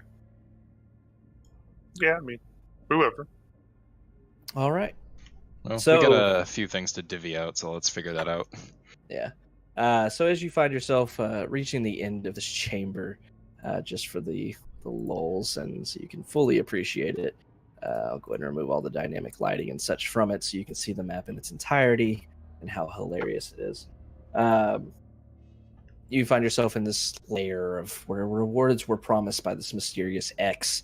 You did find rewards were aplenty, coming back with several magic items as well as a pet bear. good amount of items worth some decent amounts of gold. And a pet bear. And a pet bear along the way, as well as a sentient door named Tyranny, who is just super excited to be going on an adventure right now with this party. Man, I didn't get to do what I was going to do. You forgot to do it. I was going to turn around and run backwards and try to smush something into the wall. I should have done it to the beholder over here. So, during the whole thing, Irony was like talking behind Stone Skull. Man, it's getting hot in here. Is it just me? Is somebody messing with the bolts again? I can't wait. So, you find yourselves, just brevity, heading back to the city of Waterdeep. You find yourselves moving back to the old Zobel of Shot. He just kind of talks to you and smiles and says, With the "You found bear." everything." Yeah, with a bear walking through as well, which alarms a few people when you get out to the street, but it seems to be going along willingly and not drawing a fuss. So you're allowed to go through, but you do get a retinue of guards that follow behind you as you make your way back through the city. Ironically, I'm enjoying the placement of the 2 dead zombie beholders making eyes. Making additional eyes. It's like I did it on purpose. No, you didn't. Don't lie to me. I had it there before, but when I had it on the You've lied to me too many times tonight. I took a screenshot of this earlier when I was talking to one of my other buddies about it because I was so pleased with myself with this little mini dungeon. So why did that leftmost room have breathing? It's amazing what a permanent minor illusion spell can do to a party of wary adventurers. That's what I figured, but I wanted to make sure. Yeah, I'll send y'all the document that I wrote up on this. So yeah, you make your way back into Waterdeep after exploring this place, and you hopefully had a little bit of fun tonight with this little odd session. So is that where that stair led to? Just out? The stair actually led to a fake exit that would lead you back to the entrance and make you start all over again. Oh, that's amazing. So awesome. But yeah, that's where we're gonna go ahead and end the session for the evening. All right. Quite good. I will end the stream and I'll be back. Okay. Well, I'm exhausted. I'm ready to call it a night. Let's see. I'm gonna turn music on. One sec, chat.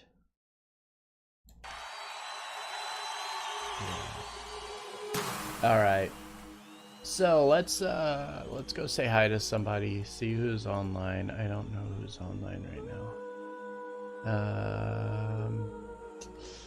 Nobody. Oh, Dumpstat's on. Let's go say hi to Dumpstat. These are fantastic people. Don't forget, obviously, depending entirely on how I'm feeling tomorrow, we should be running for Amongst the Giants for our Storm King Thunders playthrough. Tune in for that. Hope to see you there.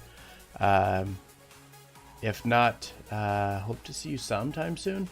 We got a lot of games coming up and hope you'll be around for them. It's been pretty fun tonight. Hope you enjoyed. And let's go ahead and go say hi to them. If you don't follow these guys, whenever we get over there, make sure you follow them. They're fantastic and wonderful people. Have a good night. I'll see you soon.